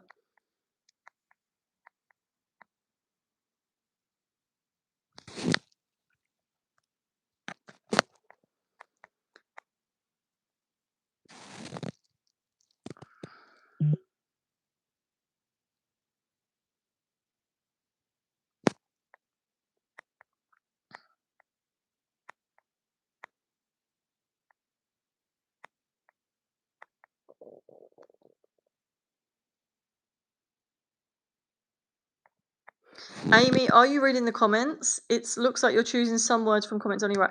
I am reading the comments, and I'm reading the comments out that are to do with the topic.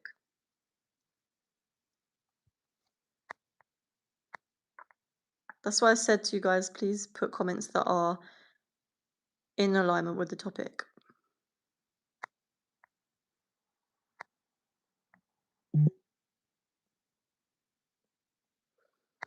Used to be religious because I was scared of not being anything after death, but now I've started to accept it and I appreciate life way more now.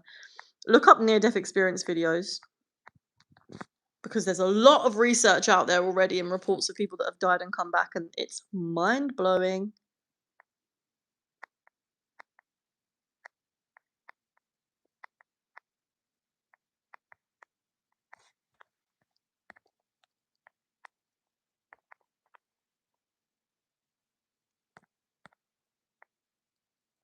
What manifestation books influenced you the most? Oh, I watch a lot of YouTube and I listen to a lot of stuff. I mean, there's so many books. Oh, I don't even know. I just listen to a lot of spiritual stuff and read a lot of spiritual stuff. So I don't even know this. I'll tell you what spiritual books influenced me the most. Eckhart Tolle influenced me a lot. I think also in terms of manifestation, it's really for me more to do with experience. Like I learn about spirituality and okay, Neville Goddard is definitely one. I haven't read his books, but I have like listened to a lot of Neville Goddard stuff. and YouTubers.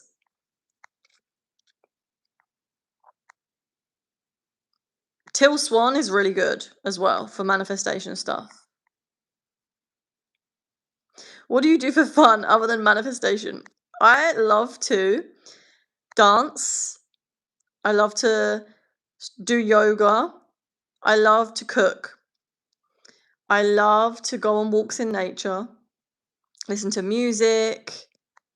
Um, I love to draw. I love to make videos.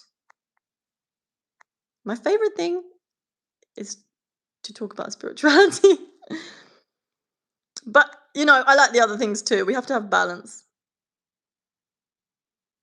I like cleaning as well.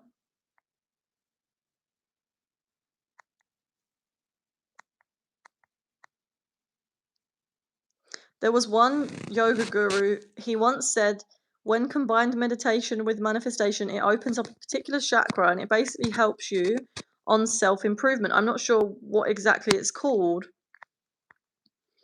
I'm not sure.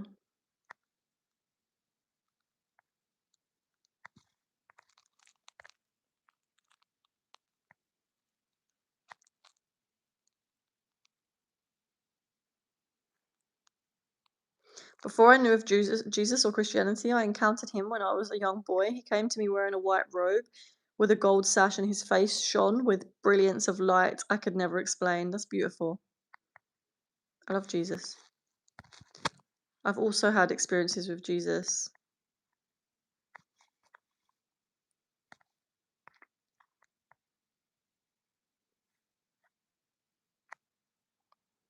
Thanks, Kat. See you later.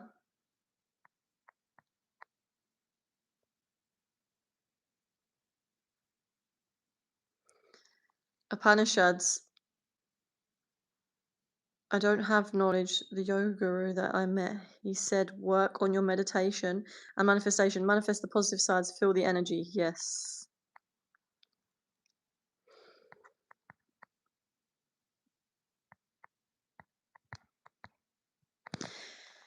Can I manifest good looks right now? I'm mid. Look, it's really all about your energy, okay?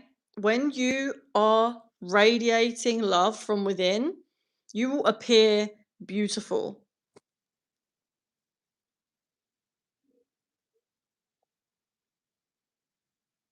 I truly do believe that every human is beautiful, but when we believe ourselves to be ugly, we end up taking on that form.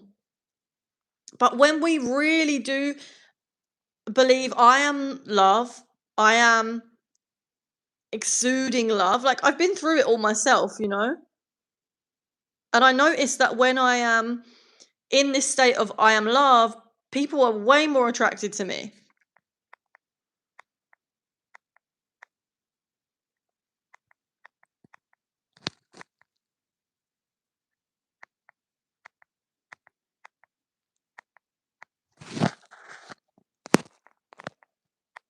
What is manifesting?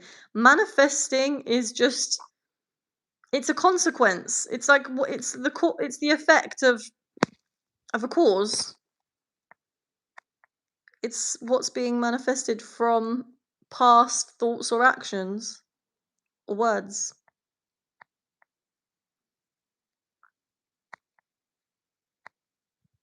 I'm from England.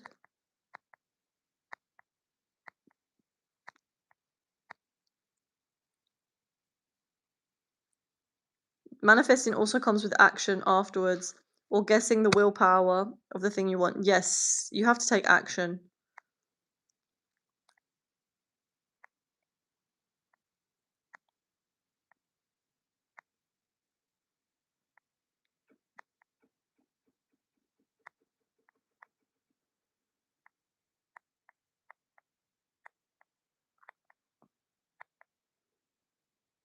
Can you help me for meditation? Yes, I teach meditation.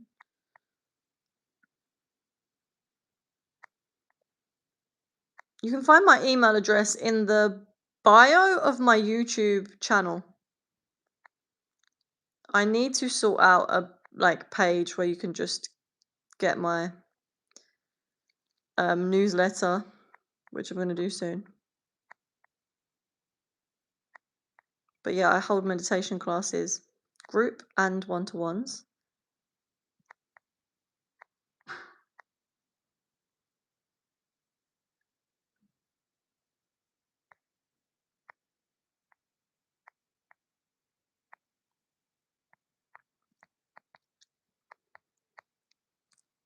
I do have Instagram. My Instagram is Amy Louise Samp. It's the same as my YouTube at, and I post different stuff on there. I post like my art. I like taking pictures as well, so, and I post a lot of like spiritual stuff on my Instagram.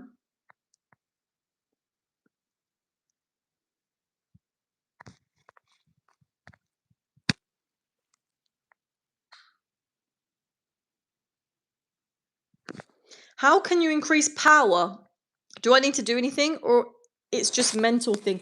I think you need to just become aware of how powerful you are already.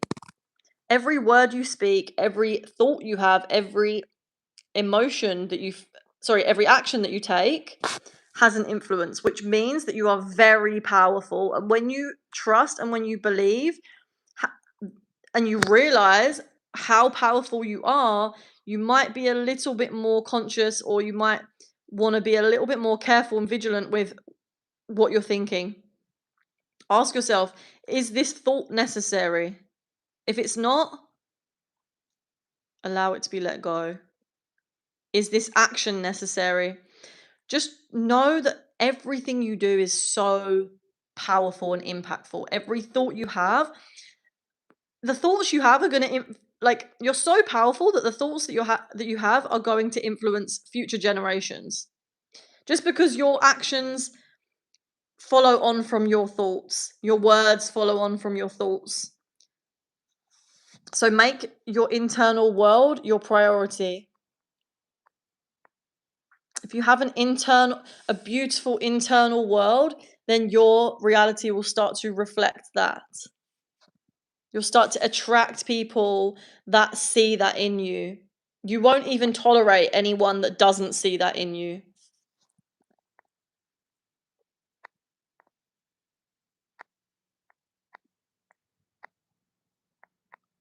My Instagram is Amy Louise Samp, same as my YouTube. I'm not a psychologist. Okay, I'm looking up Felix from Stray Kids. I'm a bit worried. We'll see. Oh my god, I don't look like that. That's funny. Oh, maybe a little bit. She's pretty. Is that okay? I have a problem of depression. Give me advice.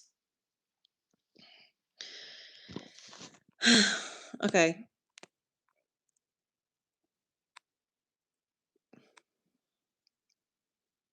You need to feel into your depression. You need to go into it. When we avoid whatever negative emotion we're having, when we avoid it, it just adds pain on top of pain. So you want to work on using your conscious awareness to bring your attention to wherever you're feeling that depression in your body. So do it now. Whereabouts in your body are you feeling it? And just work on keeping your attention there, not trying to change it. And also sending yourself compassion. You can say to yourself, I am completely here with you now. Send that intention into the depression, wherever it is in your body. I am completely here with you now. You can keep saying that to yourself. I do this whenever I have anything difficult coming up. This is going to stop the loop of thoughts. But remember that you're not trying to change anything. You're simply allowing that emotion to take its natural course. And you don't want to try and rush that process, because when you try to rush that process, Again, you add pain on top of pain. It's like the emotion doesn't want to feel like you're trying to get rid of it. It wants to it wants to be felt. It wants to be heard. It wants to be seen. It wants to be loved.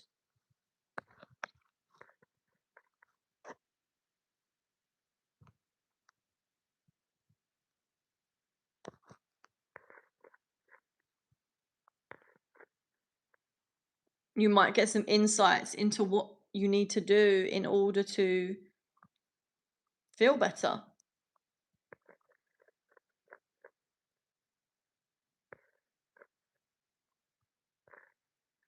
You could ask yourself, why am I feeling this feeling? Ask the feeling questions. Try to understand it as best you can. You want to uncover what it is that is causing this depression. You want to ask, and you can use your intuition to ask it questions. I would ask it, what is it that you're trying to tell me? What is it that you want? And then listen.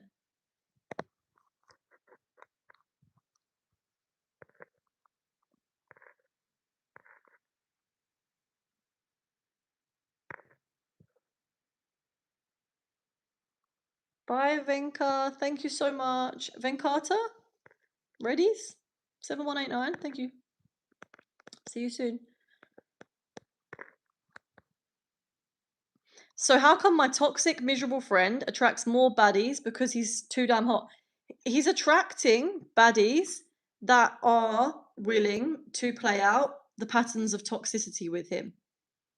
If he's playing out toxic patterns, so are the people on the other end of it, because you can't play out a pattern if it's not two people playing it out.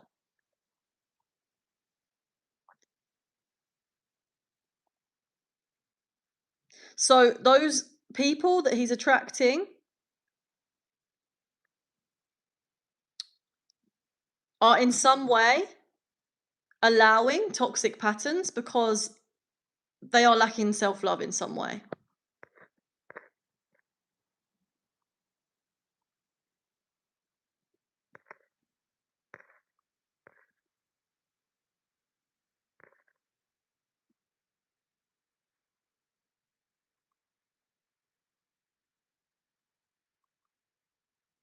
Exactly. It doesn't matter if someone's good looking or not. It's what is their energy saying? How do they make you feel? And also, I don't know, looks are just so like you could you could see someone online that looks really good. You meet them in person and their energy is just so unattractive. Or you could the opposite. You could see someone online that maybe you don't really find that attractive, but then you meet them in real life and their energy is just wow, makes them so attractive. So it's all about energy. Beauty comes from within and shines out. Yes, there is objective beauty, of course, but it shines from within.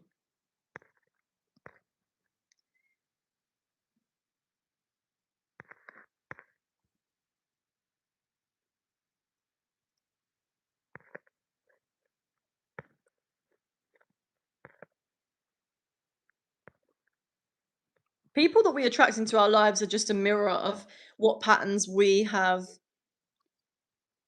what patterns we are running in our subconscious. It's always showing you what patterns you are running on, which come from literally our ancestry, our upbringing, conditioning, all that stuff.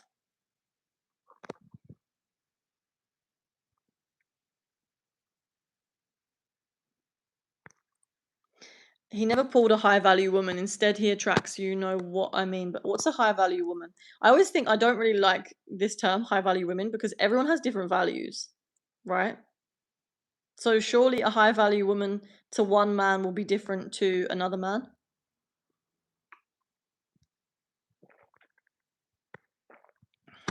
Maybe I'm wrong. Tell me.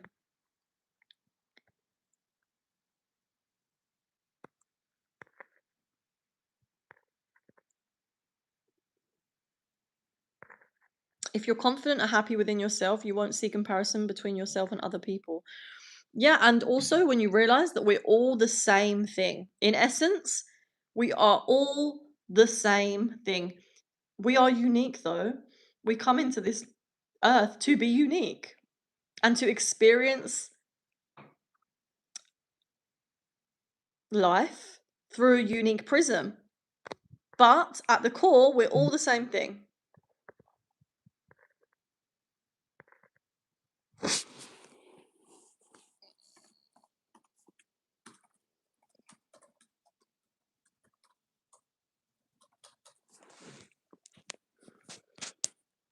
My name is Amy. Tell me something about how to activate chakras through meditation so I can be Sigma. Okay, so to activate your chakras through meditation, it really depends what you're trying to activate. So a chakra, your chakras are like very symbolic for different things in your life. So let's say you're trying to activate your third eye chakra. This is you trying to activate your imagination, your intuition. And so you can do meditations that are conducive to activating intuition, imagination, all those things. And then also you can do things that are good for activating that part of yourself.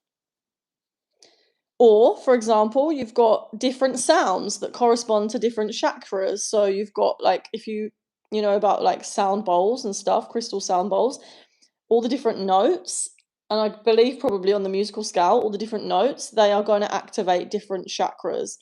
So you've got like the root chakra, which is to do with, being rooted, so grounded, stable.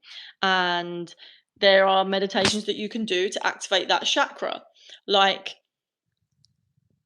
imagining there's a very popular meditation in the psychic healing community, which is when you imagine a cord going from your base of your spine all the way down into the earth, and this is going to help to regulate your root chakra and maybe your sacral chakra as well, but your lower chakras. And you can think about it like this: your lower chakras are all to do with the earth, your higher chakras are all to do with the cosmos. So the cosmos is where you get your ideas, your connection to the spiritual realm, the intuition, your creativity. And then as we manifest, we bring things down into the earth through the channels of all of our chakras. And it's the same of when we birth something out. And it's the same on a spiritual level when we're birthing out ideas.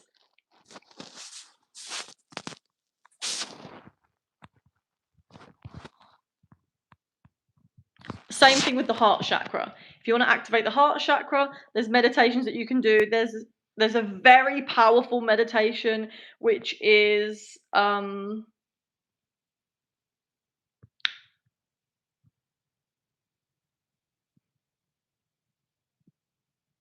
loving kindness meditation. I think this is a Buddhist thing, but it's where you tune in with your heart chakra, and it's so powerful, and it's really good for manifestation, especially when you want to manifest love into your life.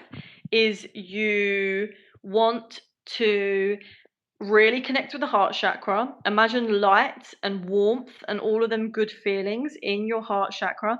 And then you want to send that energy out. And you can imagine sending it to the whole globe or certain areas in the globe that need more love, certain people in your family. This is going to raise your vibration a lot.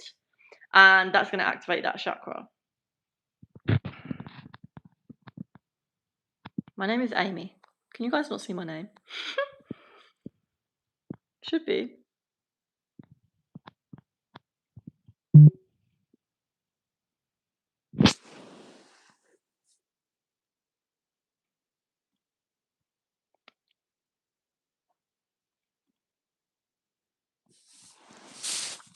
Okay.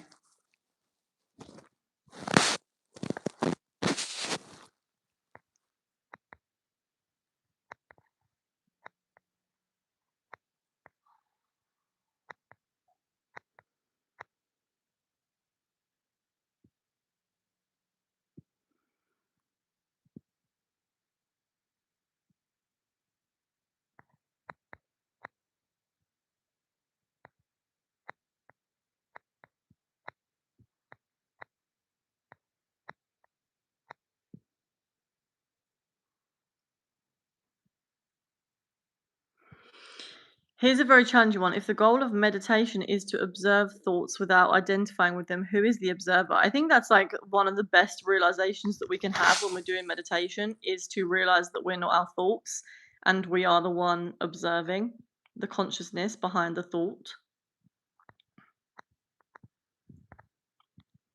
That's why focusing on your body and putting your attention on your emotion is so powerful, because you create space between you, the observer, your consciousness, your higher self, and the feeling. And so you start to become like the parent of your body, instead of being completely immersed in it, thinking that you are your emotions and your thoughts, and you can start to direct things a lot better and have compassion for yourself. I want to try doing meditation. Where should I start? Come to my meditation classes. If you add me on Instagram, I post on my stories about when I'm doing meditation classes, and I'm going to start putting it on YouTube as well. But if you also want to start doing meditation, like a really easy way is to just YouTube it. Type in YouTube, like whatever it is that you feel like you need help with at the moment. Type in that with meditation, and I guarantee you'll find something good.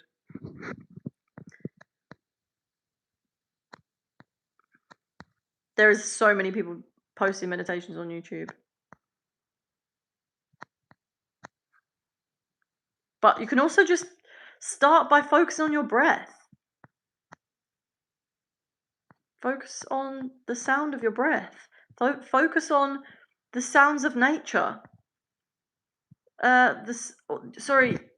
your attention to your senses.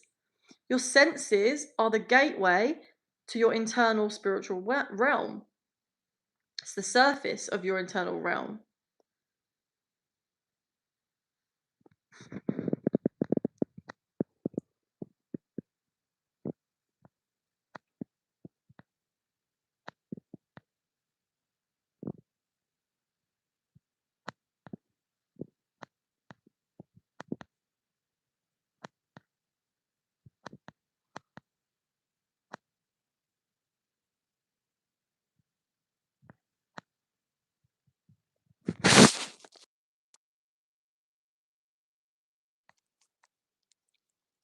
Would you consider making guided meditation and or manifestation videos? I already have. Is that you, Jasmine? um, yeah, I've got some guided meditation videos, and I feel like all my videos are to do with like manifestation and spirituality, and I talk about like manifestation and meditation all the time.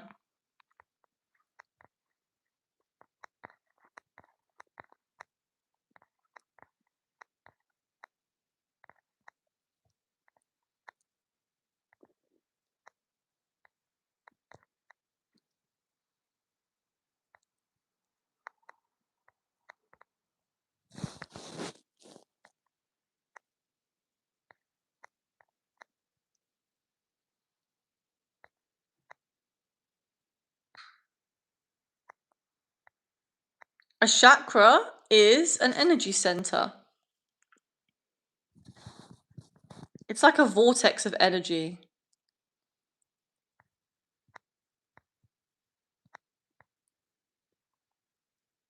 You know the earth has its own chakras.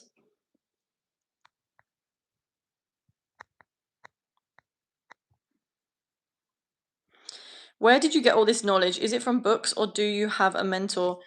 Basically, for the last 10 years, I started, 10 years ago, I started learning about spirituality through books and YouTube, and I just never stopped. I really, really, really enjoy learning about spirituality. It's really good for my mind. It soothes my mind. So when, like, pretty much every day, not every day, but like most days, I am reading something to do with spirituality. And over time, where I've practiced meditation and like really practiced what I'm learning, that has helped me to understand this stuff at a deeper level, where I can just talk about it, because It's not just like I'm remembering it from a book. It's actually like in my subconscious now because I've been practicing it so consistently.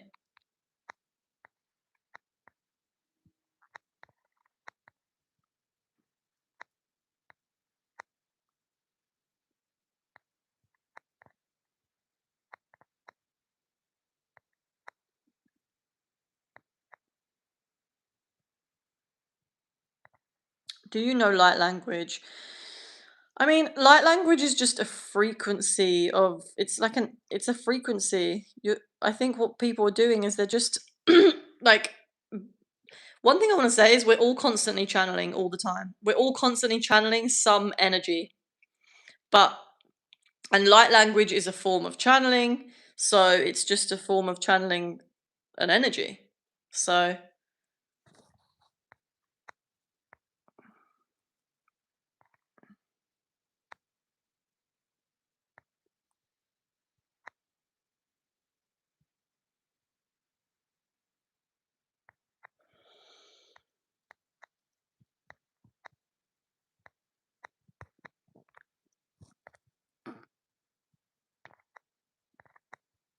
I'm 5'10". I don't have any earrings. My ears are empty right now.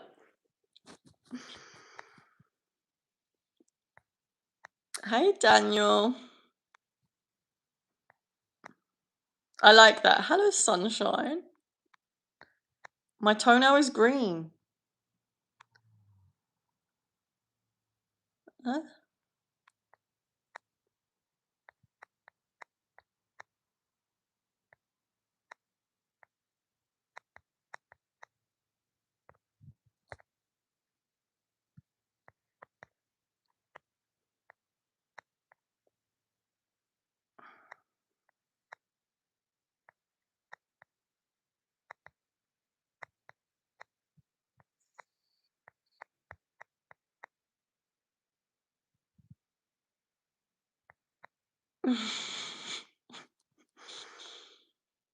Hey Jazz.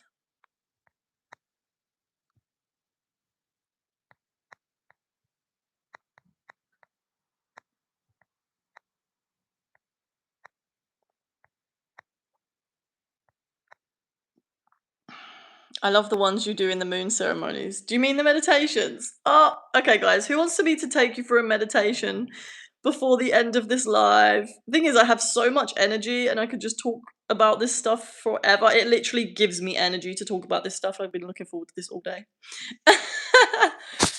So I wouldn't mind taking you through a meditation if you guys want to. If I get like, if 10 of you say yes to the meditation, then I'll take you for a meditation.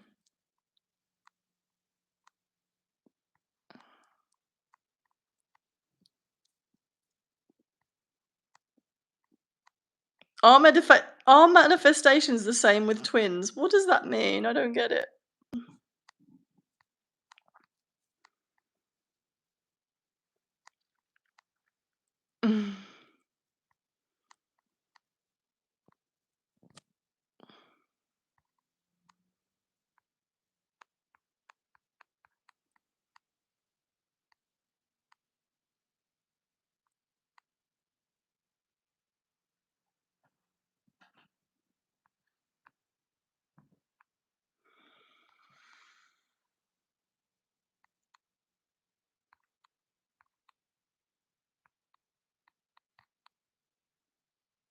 Sorry guys, I'm trying to get to the comment. I'm trying to read the comments.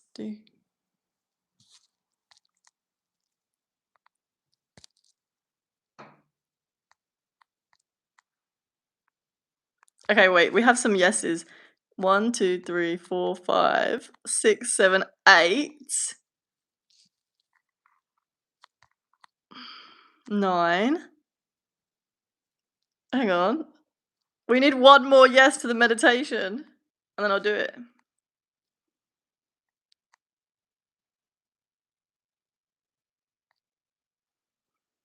Yes, we got one. Okay, cool. You guys, this is funny. Okay, so now I've got to get into a really calm state, which was already quite calm, but it's quite funny. Okay, first of all, I want you guys to get comfortable, okay? So I invite you to all just find a comfy spot.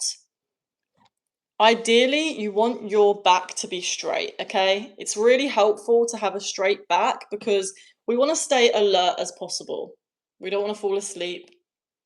But saying that, if you can't sit up straight for whatever reason, maybe you've got an injury or it's too much strain on your back, then just lay down or sit however feels good for you. The most important thing is that you are comfortable, okay?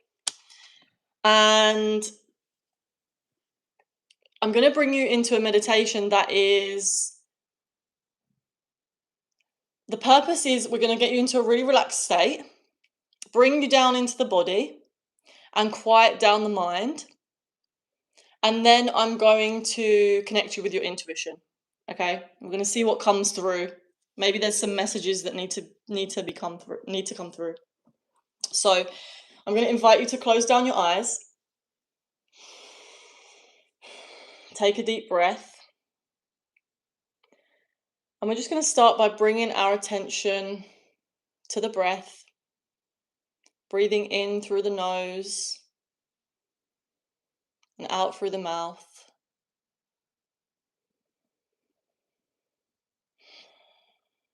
You can breathe out through the nose as well, whatever feels better for you. And we're going to do a little breathing technique that I love to do, which is really good for calming down your nervous system. So you're going to take an inhale of 4 at the count of 4, and then we're going to exhale for the count of 8, and then we're going to do a little breath hold to the count of 4, and I'm going to count you in, and then I'm going to give you some space to count yourself. So we'll do a few rounds of me just guiding you through it, and then we will move on to you just guiding yourself. So we're going to start by inhaling 2, 3, 4, exhale 2, 3, 4, 5, 6, 7, 8. Hold 2, 3, 4. Inhale 2, 3, 4. Exhale 2, 3, 4, 5, 6, 7, 8. Hold 2, 3, 4. Inhale 2, 3, 4. Exhale 2, 3, 4, 5, 6, 7, 8. Hold 2, 3, 4. Inhale 2, 3, 4. Exhale 2, 3, 4, 5, 6, 7, 8. Hold 2, 3, 4. Inhale 2, 3, 4. Exhale 2, 3, 4, 5, 6, 7, 8. And now I'm just going to let you continue on with that rhythm. Just counting in your head.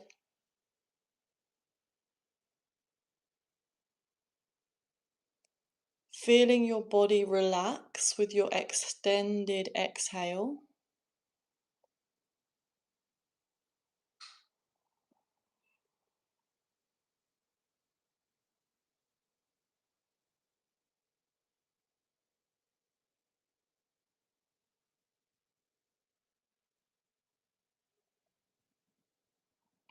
If your body starts to try to pull your attention away, that's completely normal. If your mind starts to pull your attention away, just noticing and bring your attention back to your breath. Not judging yourself. It's completely normal for this to happen.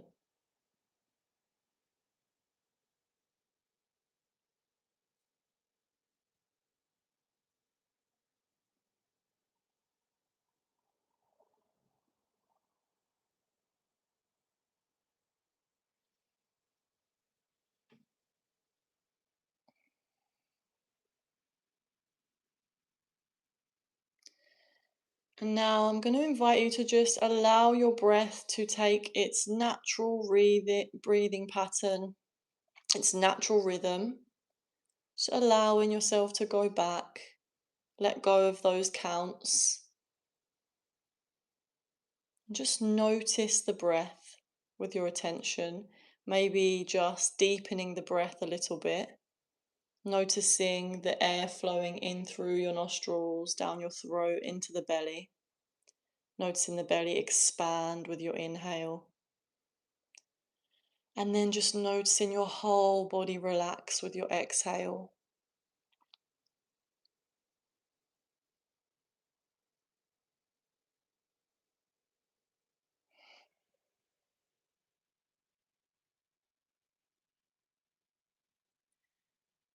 And now, using your conscious awareness, we're going to bring our attention into the hands. And just notice how it feels to be in your hands, to be experiencing your hands right now. What kind of sensations do you feel? Maybe you feel some tingling, maybe you feel some tension, soreness. We're not trying to change anything, just simply noticing and feeling and focusing on that feeling.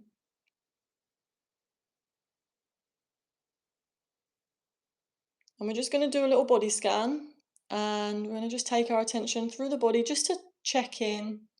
This is a really, really good practice to do every day if you can, just to scan the body and see what's going on in your internal world. So we're going to bring our attention into the wrists, into the forearms, and then up into the upper arm, into the shoulders. And using your breath, just doing a deep breath into your shoulders, using your imagination to imagine that you are breathing into your shoulders. And with your exhale, just feel your shoulders melting down. We tend to hold a lot of tension in our shoulders and our jaw. So just working on this area a little bit.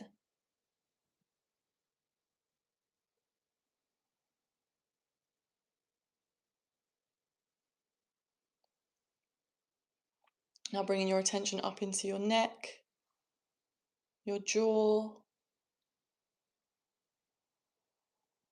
And as you breathe in, breathing your attention into your jaw and then relaxing the jaw with your exhale.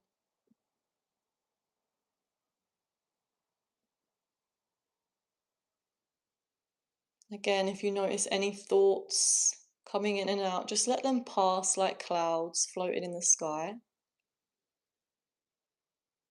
Gently bringing your attention back into the body. And using your conscious awareness to move your attention up into the rest of your face, your cheeks, forehead, your eyes, noticing any sensations that you feel. Any soreness behind the eyes.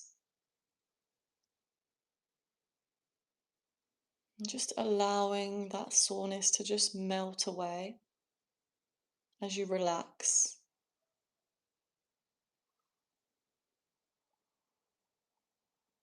And bringing your attention into the top of your head, the back of your head, your ears. Noticing what's alive in your headspace right now,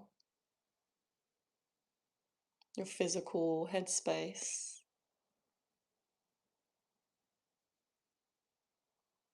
And now, using your breath, we're going to bring our conscious awareness down into the chest.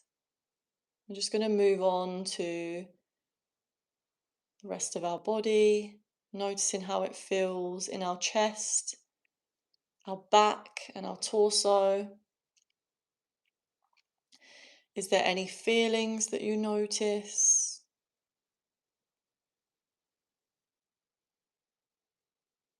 Any tightness, any tension, any emotion.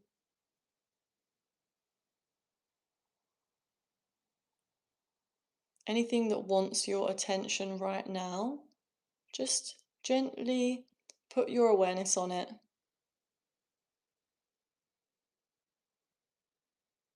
Focus your attention into that area. Again, we're not trying to change anything. We're not judging anything or labeling anything. We're just simply experiencing what is alive in our bodies.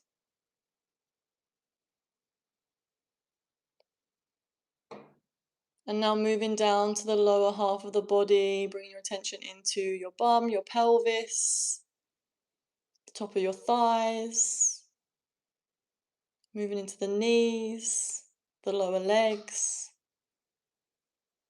and then finally scanning your feet, noticing any tingling in the feet, any tension, any soreness.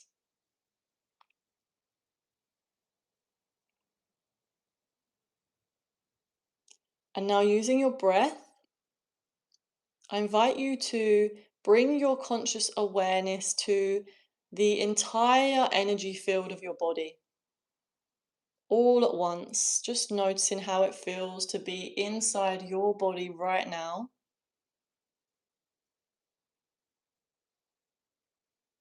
How it feels to be experiencing your unique body.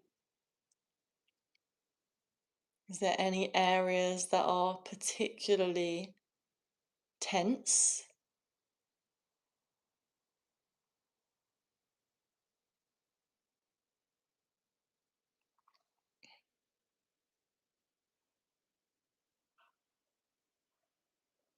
And now just taking a deep breath, now that you're feeling more relaxed, we're going to do a little practice that I like to do, which is really powerful for getting intuitive messages. And so you're going to repeat after me. I now call in my higher self. I now call in my higher self. You can do this in your head or out loud, whatever feels good for you.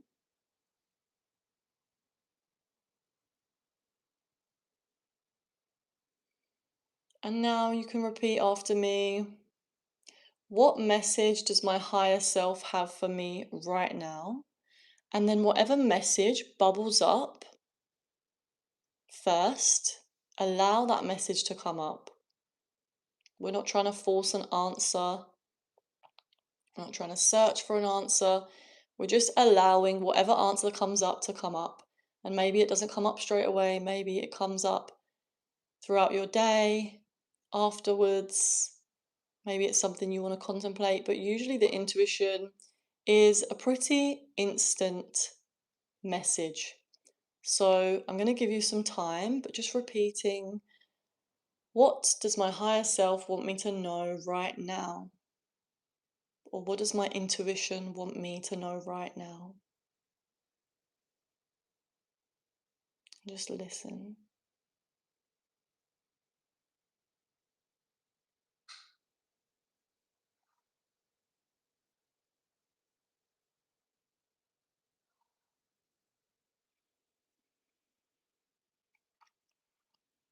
And now bringing your attention back to the breath, we're going to bring this meditation to a close. And just saying thank you to yourself for taking part in this meditation, taking a moment to find stillness, to find a relaxing state and connect with your higher self. And when you're ready, you can invite a little bit of movement into your hands or your feet, your neck, your head. And when you want to, you can open your eyes if you feel ready, come back into the room. And if you want, you can share Any messages that you got through during the meditation?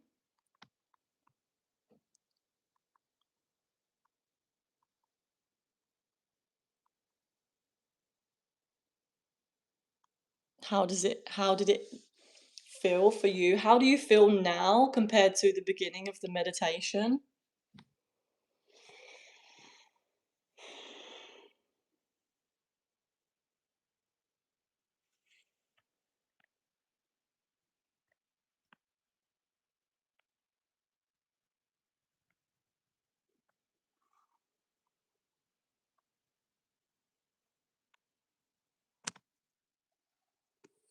Did anyone have any insights or messages?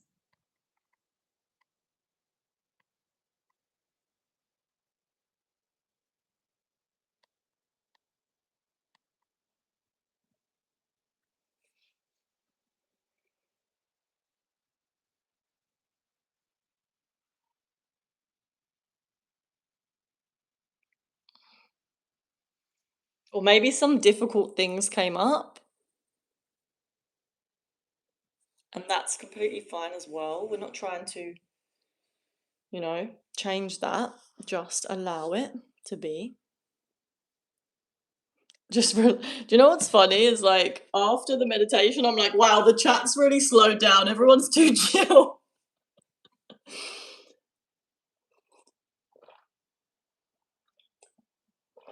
I'm so glad you're feeling more relaxed, guys.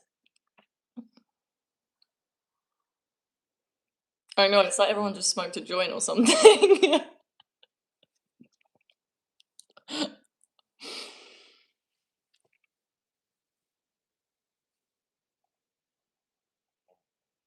Yeah, I'm so happy that you enjoyed.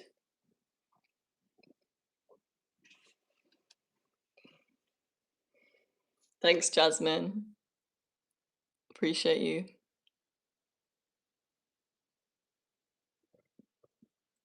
I don't know how that went on for. It feels like it was like 20 minutes.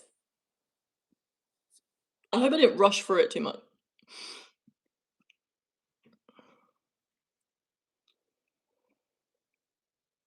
Oh, thanks, Electrovert. It's a good name.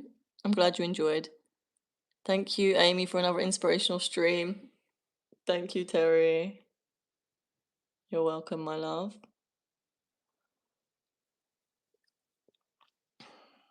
It's nearly 11 o'clock, but I'm probably going to stay on for a little while longer.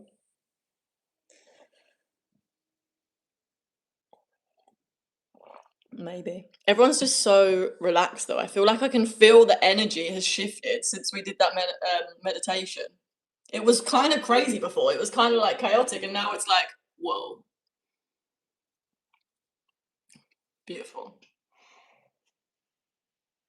We were all excited before, and now we're more relaxed. Your voice is suited for guidance. Thank you.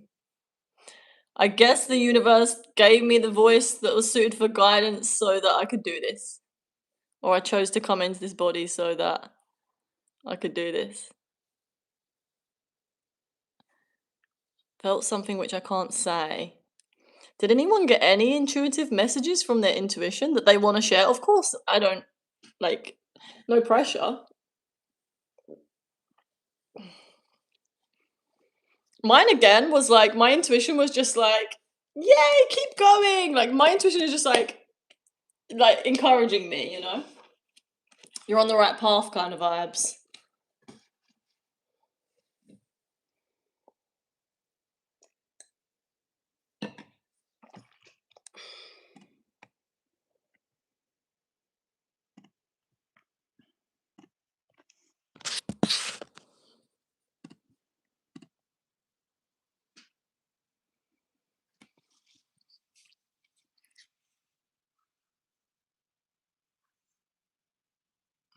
See, we can always access peace.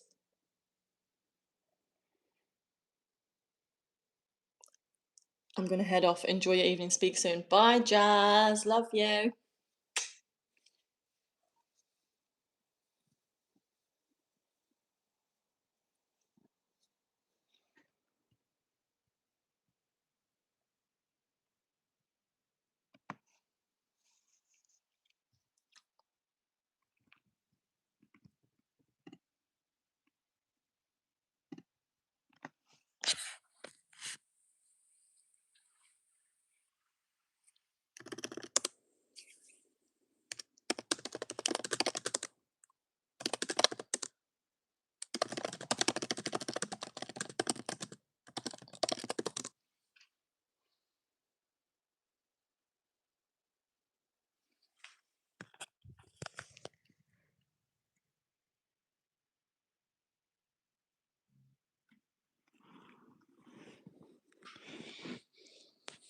I feel like it's time to go to bed now. After that. Honestly, you guys have made my night. I really enjoy this. Chatting to you all about manifestation and spirituality. It's really fun. And thank you for taking part in the meditation and all of you that wanted to do it. It's really beautiful.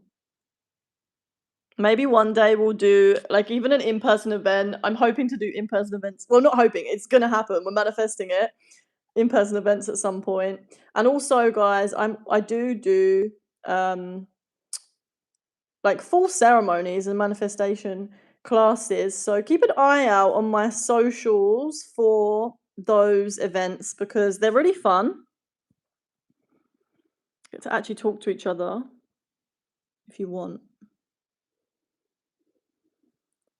Thanks for the free meditation session. Now I can go sleep. Yes, go have a lovely sleep.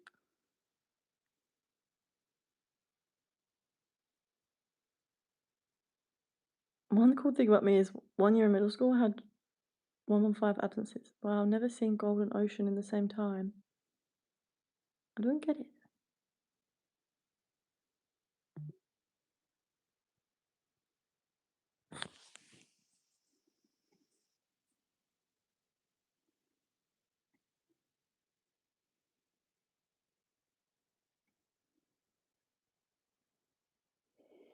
Guys, add me on Instagram if you want. I post a lot of my events and stuff on there. It's Amy Louise Samp.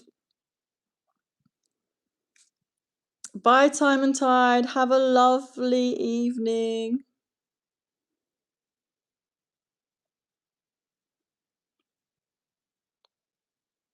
Golden ocean and snow. I am very ocean-like. I really resonate to the depths of the ocean.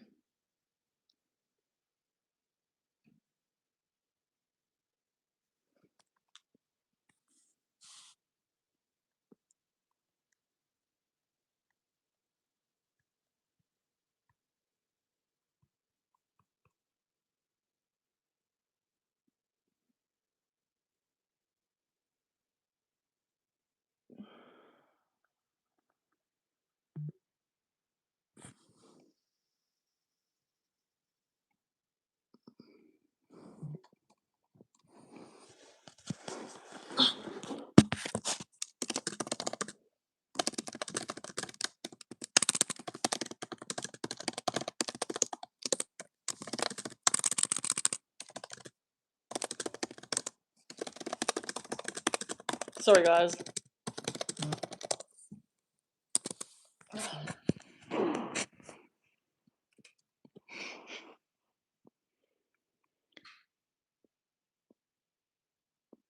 Is it possible to win something? Win something? What do you mean?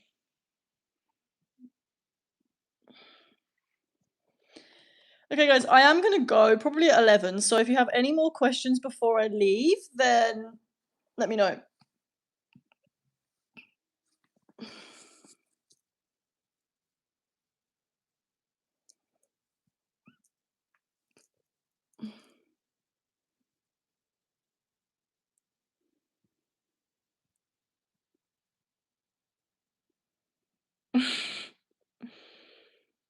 You can't have my phone number, but you can add me on Instagram.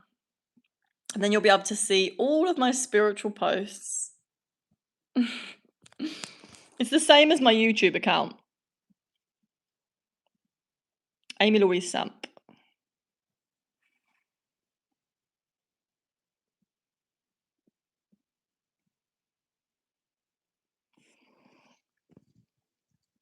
It's Amy Louise Samp.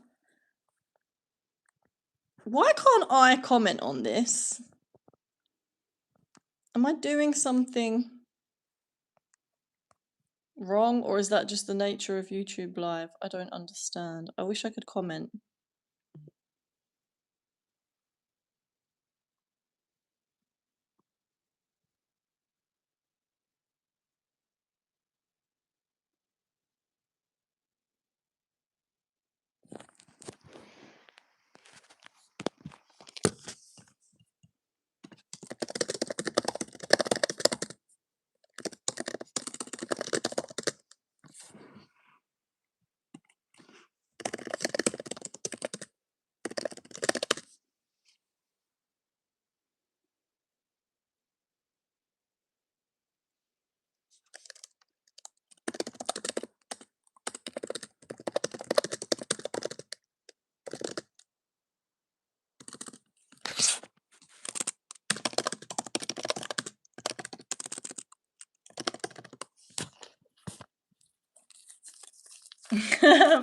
Pretending.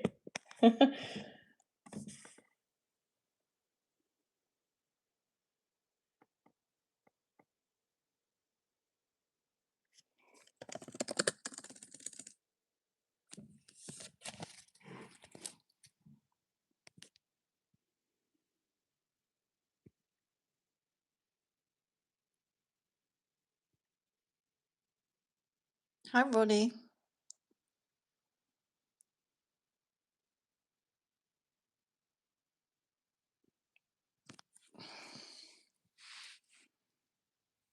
Can you talk to spirits? I don't talk to spirits, no.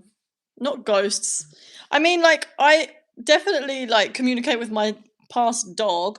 I don't really have any family members, like, I haven't experienced that many people die, yet.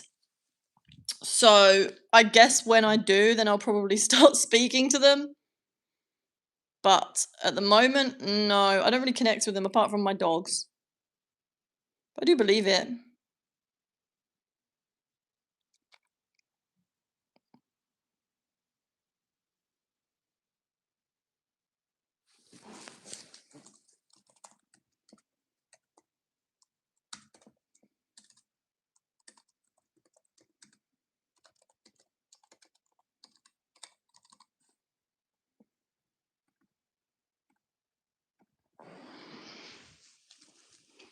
How do you talk to your past dog? I just call, like, I just imagine him,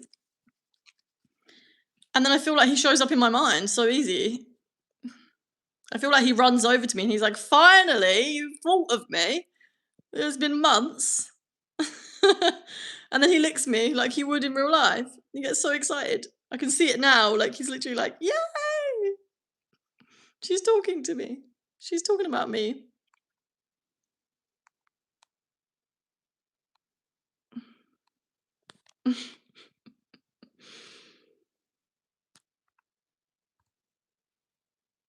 I feel like we had such a good stream tonight. Like, it was really good. I had so many good questions coming from all of you guys, and I mean, like, everyone was here, and um, what was I gonna say? And now I'm gonna probably leave soon.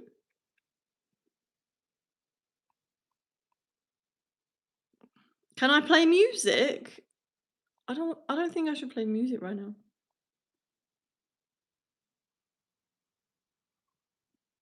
You love your pets so you can love better to humans. Never answer shadow questions. What shadow questions? Where are you from and how old are you? I'm 30. No, I'm 29 and I'm going to be 30 in 9 days.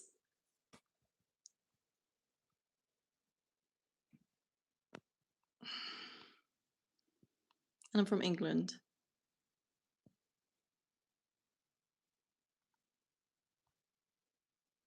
I won't block you guys if you're not being respectful in the chat.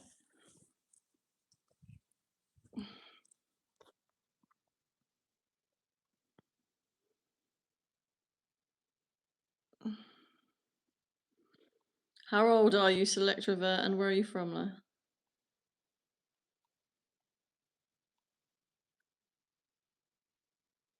Most women get stuck at 29 for 5 years. I'm really looking forward to my 30s. This would be the best time. I'm not married. I don't have a boyfriend. I'm not Indian, no. Do you have kids? Oh. You know,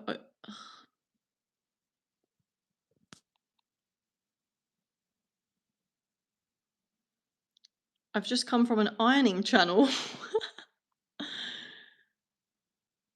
She's Somalian. Do you want to have cum brats? Okay, guys, I'm gonna go in a minute because this chat has I feel like it's expired because we were having a really good chat about manifestation earlier, and now everyone seems to have gone to bed. And I was just so random. So, I mean, I'd love to stay on and chat with you. Do you want to see? Do you want to see the dog before I go? Good evening, saucy little McMuffin.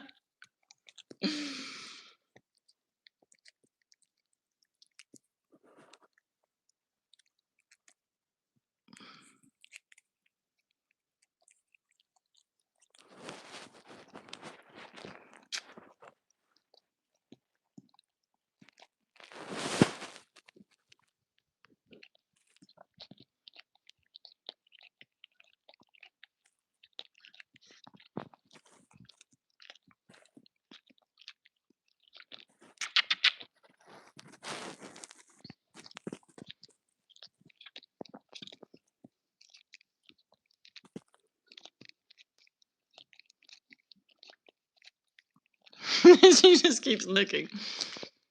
Stop. Dog cute, but does manifestation really work? And what's the proof it does? The proof is that everything is a manifestation.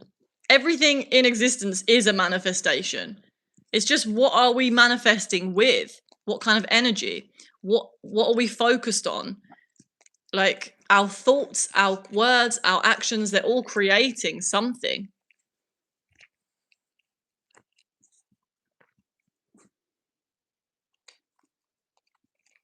And when you say, does manifestation really work? I think what you're really asking is do the techniques that people talk about in law of attraction spaces really work? And to be honest, yes, otherwise it wouldn't be such a big thing.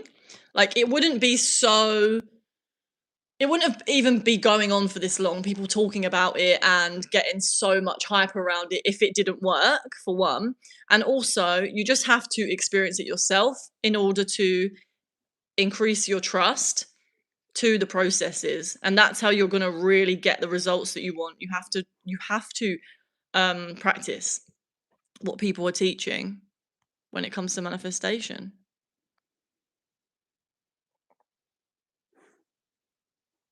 Not true, otherwise you would manifest world peace. Yeah, but our internal worlds, our collective consciousness, and our individual internal worlds are not focused on inner peace. Most people are experiencing a lot of inner conflicts and inner turmoil, and that is being reflected on the outside world.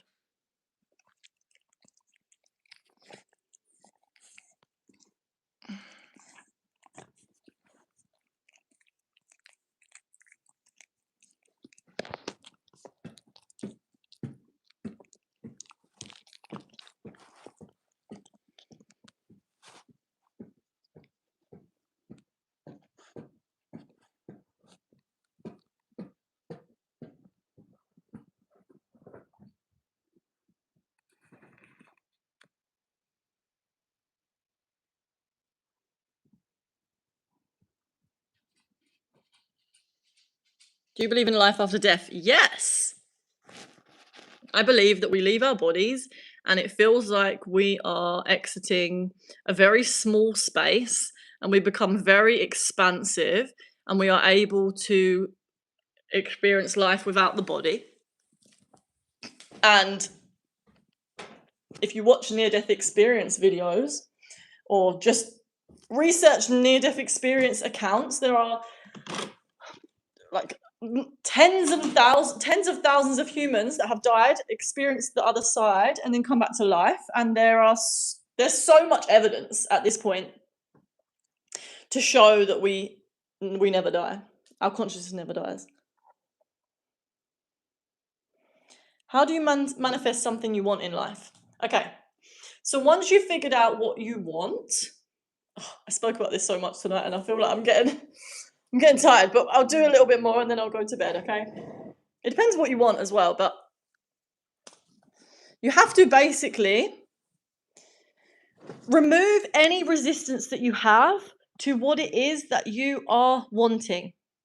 That means that you need to be in a predominant state Your predominant state needs to be in the state of already having what you want. If you want love, then you need to be in a state of love predominantly throughout your life.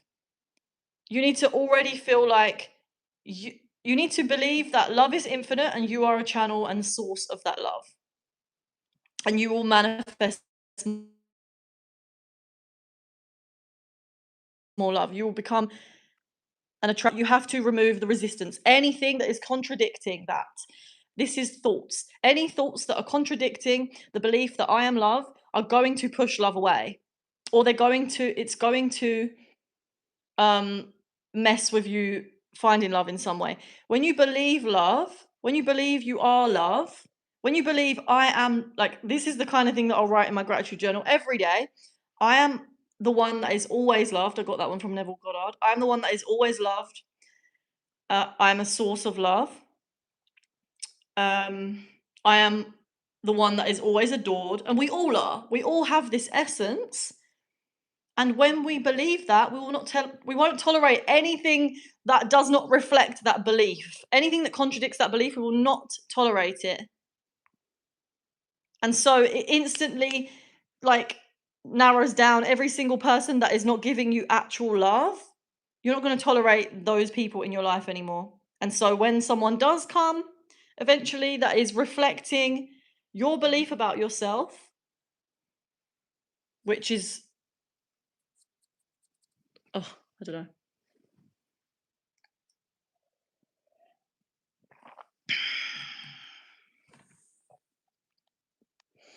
Do you believe in life right now? What do you mean?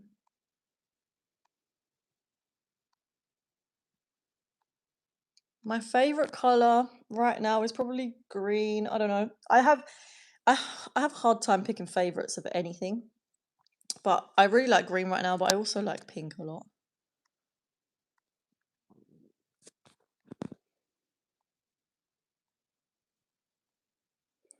What makes me an expert on the subject? I mean, I'm just sharing my experience.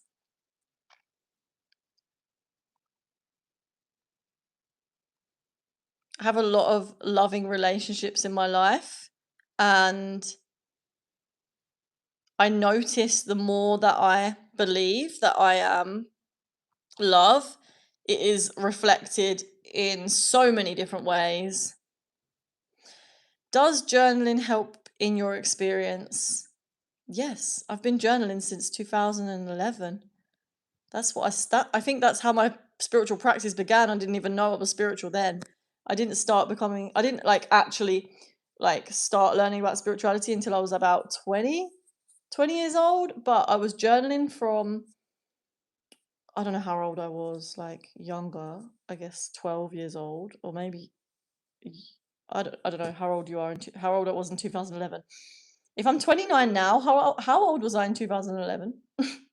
However old that was, I was journaling then, and I continue to do it. It's very, very, very helpful. There's lots of different ways you can journal. Oh, I think I just added someone as a moderator by accident.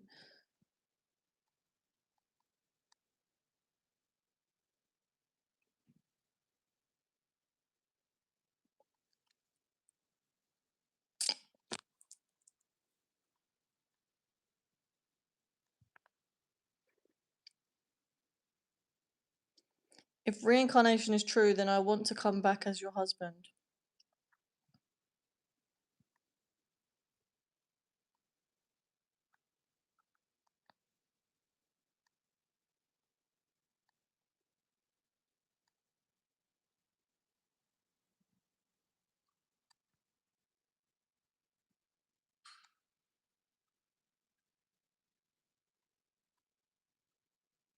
I was 18, thanks.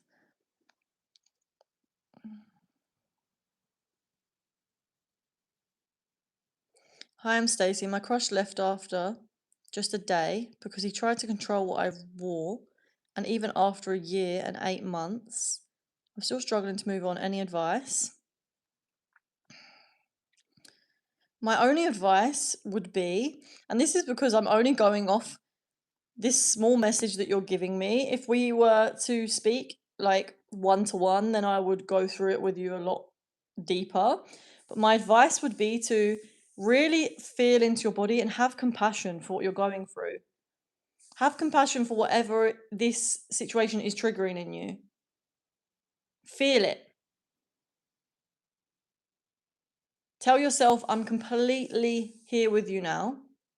And do this every day, honestly. And really listen to what comes up.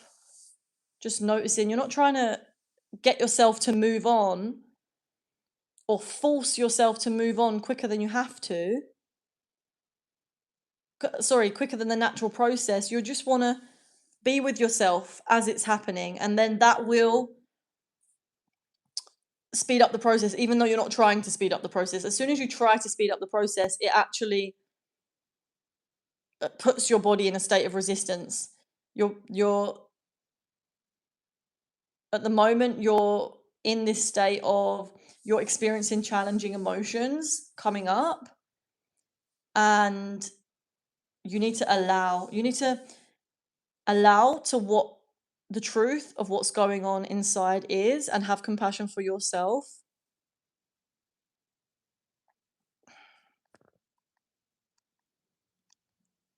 Have you tried psychedelics? Would you ever try them? Yes, I have. Oh, happy birthday, Lucia. Lucia? Did I say that right? Hi, I'm Moses from Kenya. I love the way you are. Oh, thank you, my love.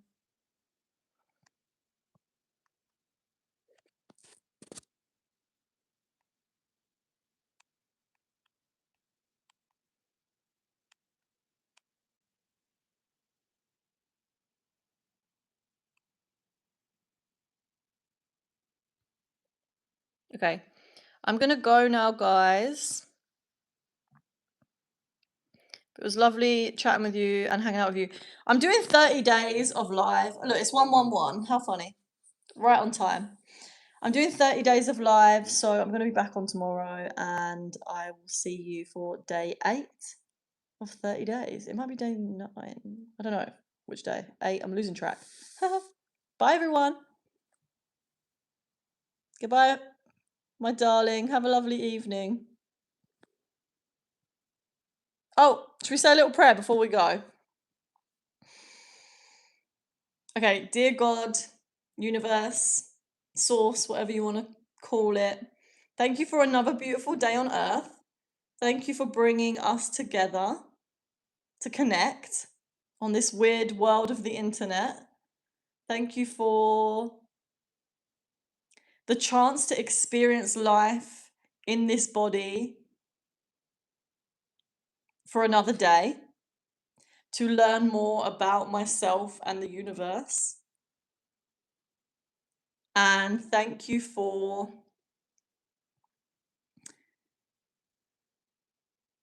showing me where I can be of service in a way that is in harmony with my nature.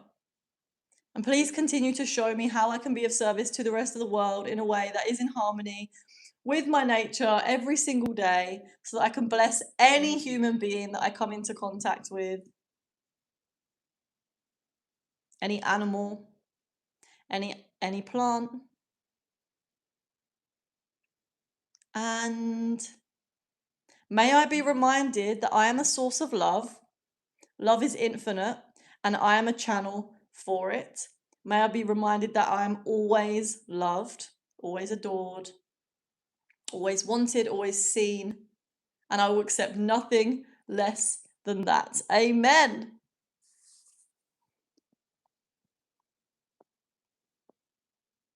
Okay, guys, I'll see you later. Add me on Instagram if you want to see any of my events, updates, spiritual content that I post all the time, and my creative ventures. It's Amy Louise Samp, and it's the same as my YouTube. So I'll see you soon. You're welcome, my love. Have compassion for yourself or everyone every day. We're going through difficult times, so compassion for ourselves, compassion for others. Yeah, sending you all love, sending you all spiritual hugs through the ethers.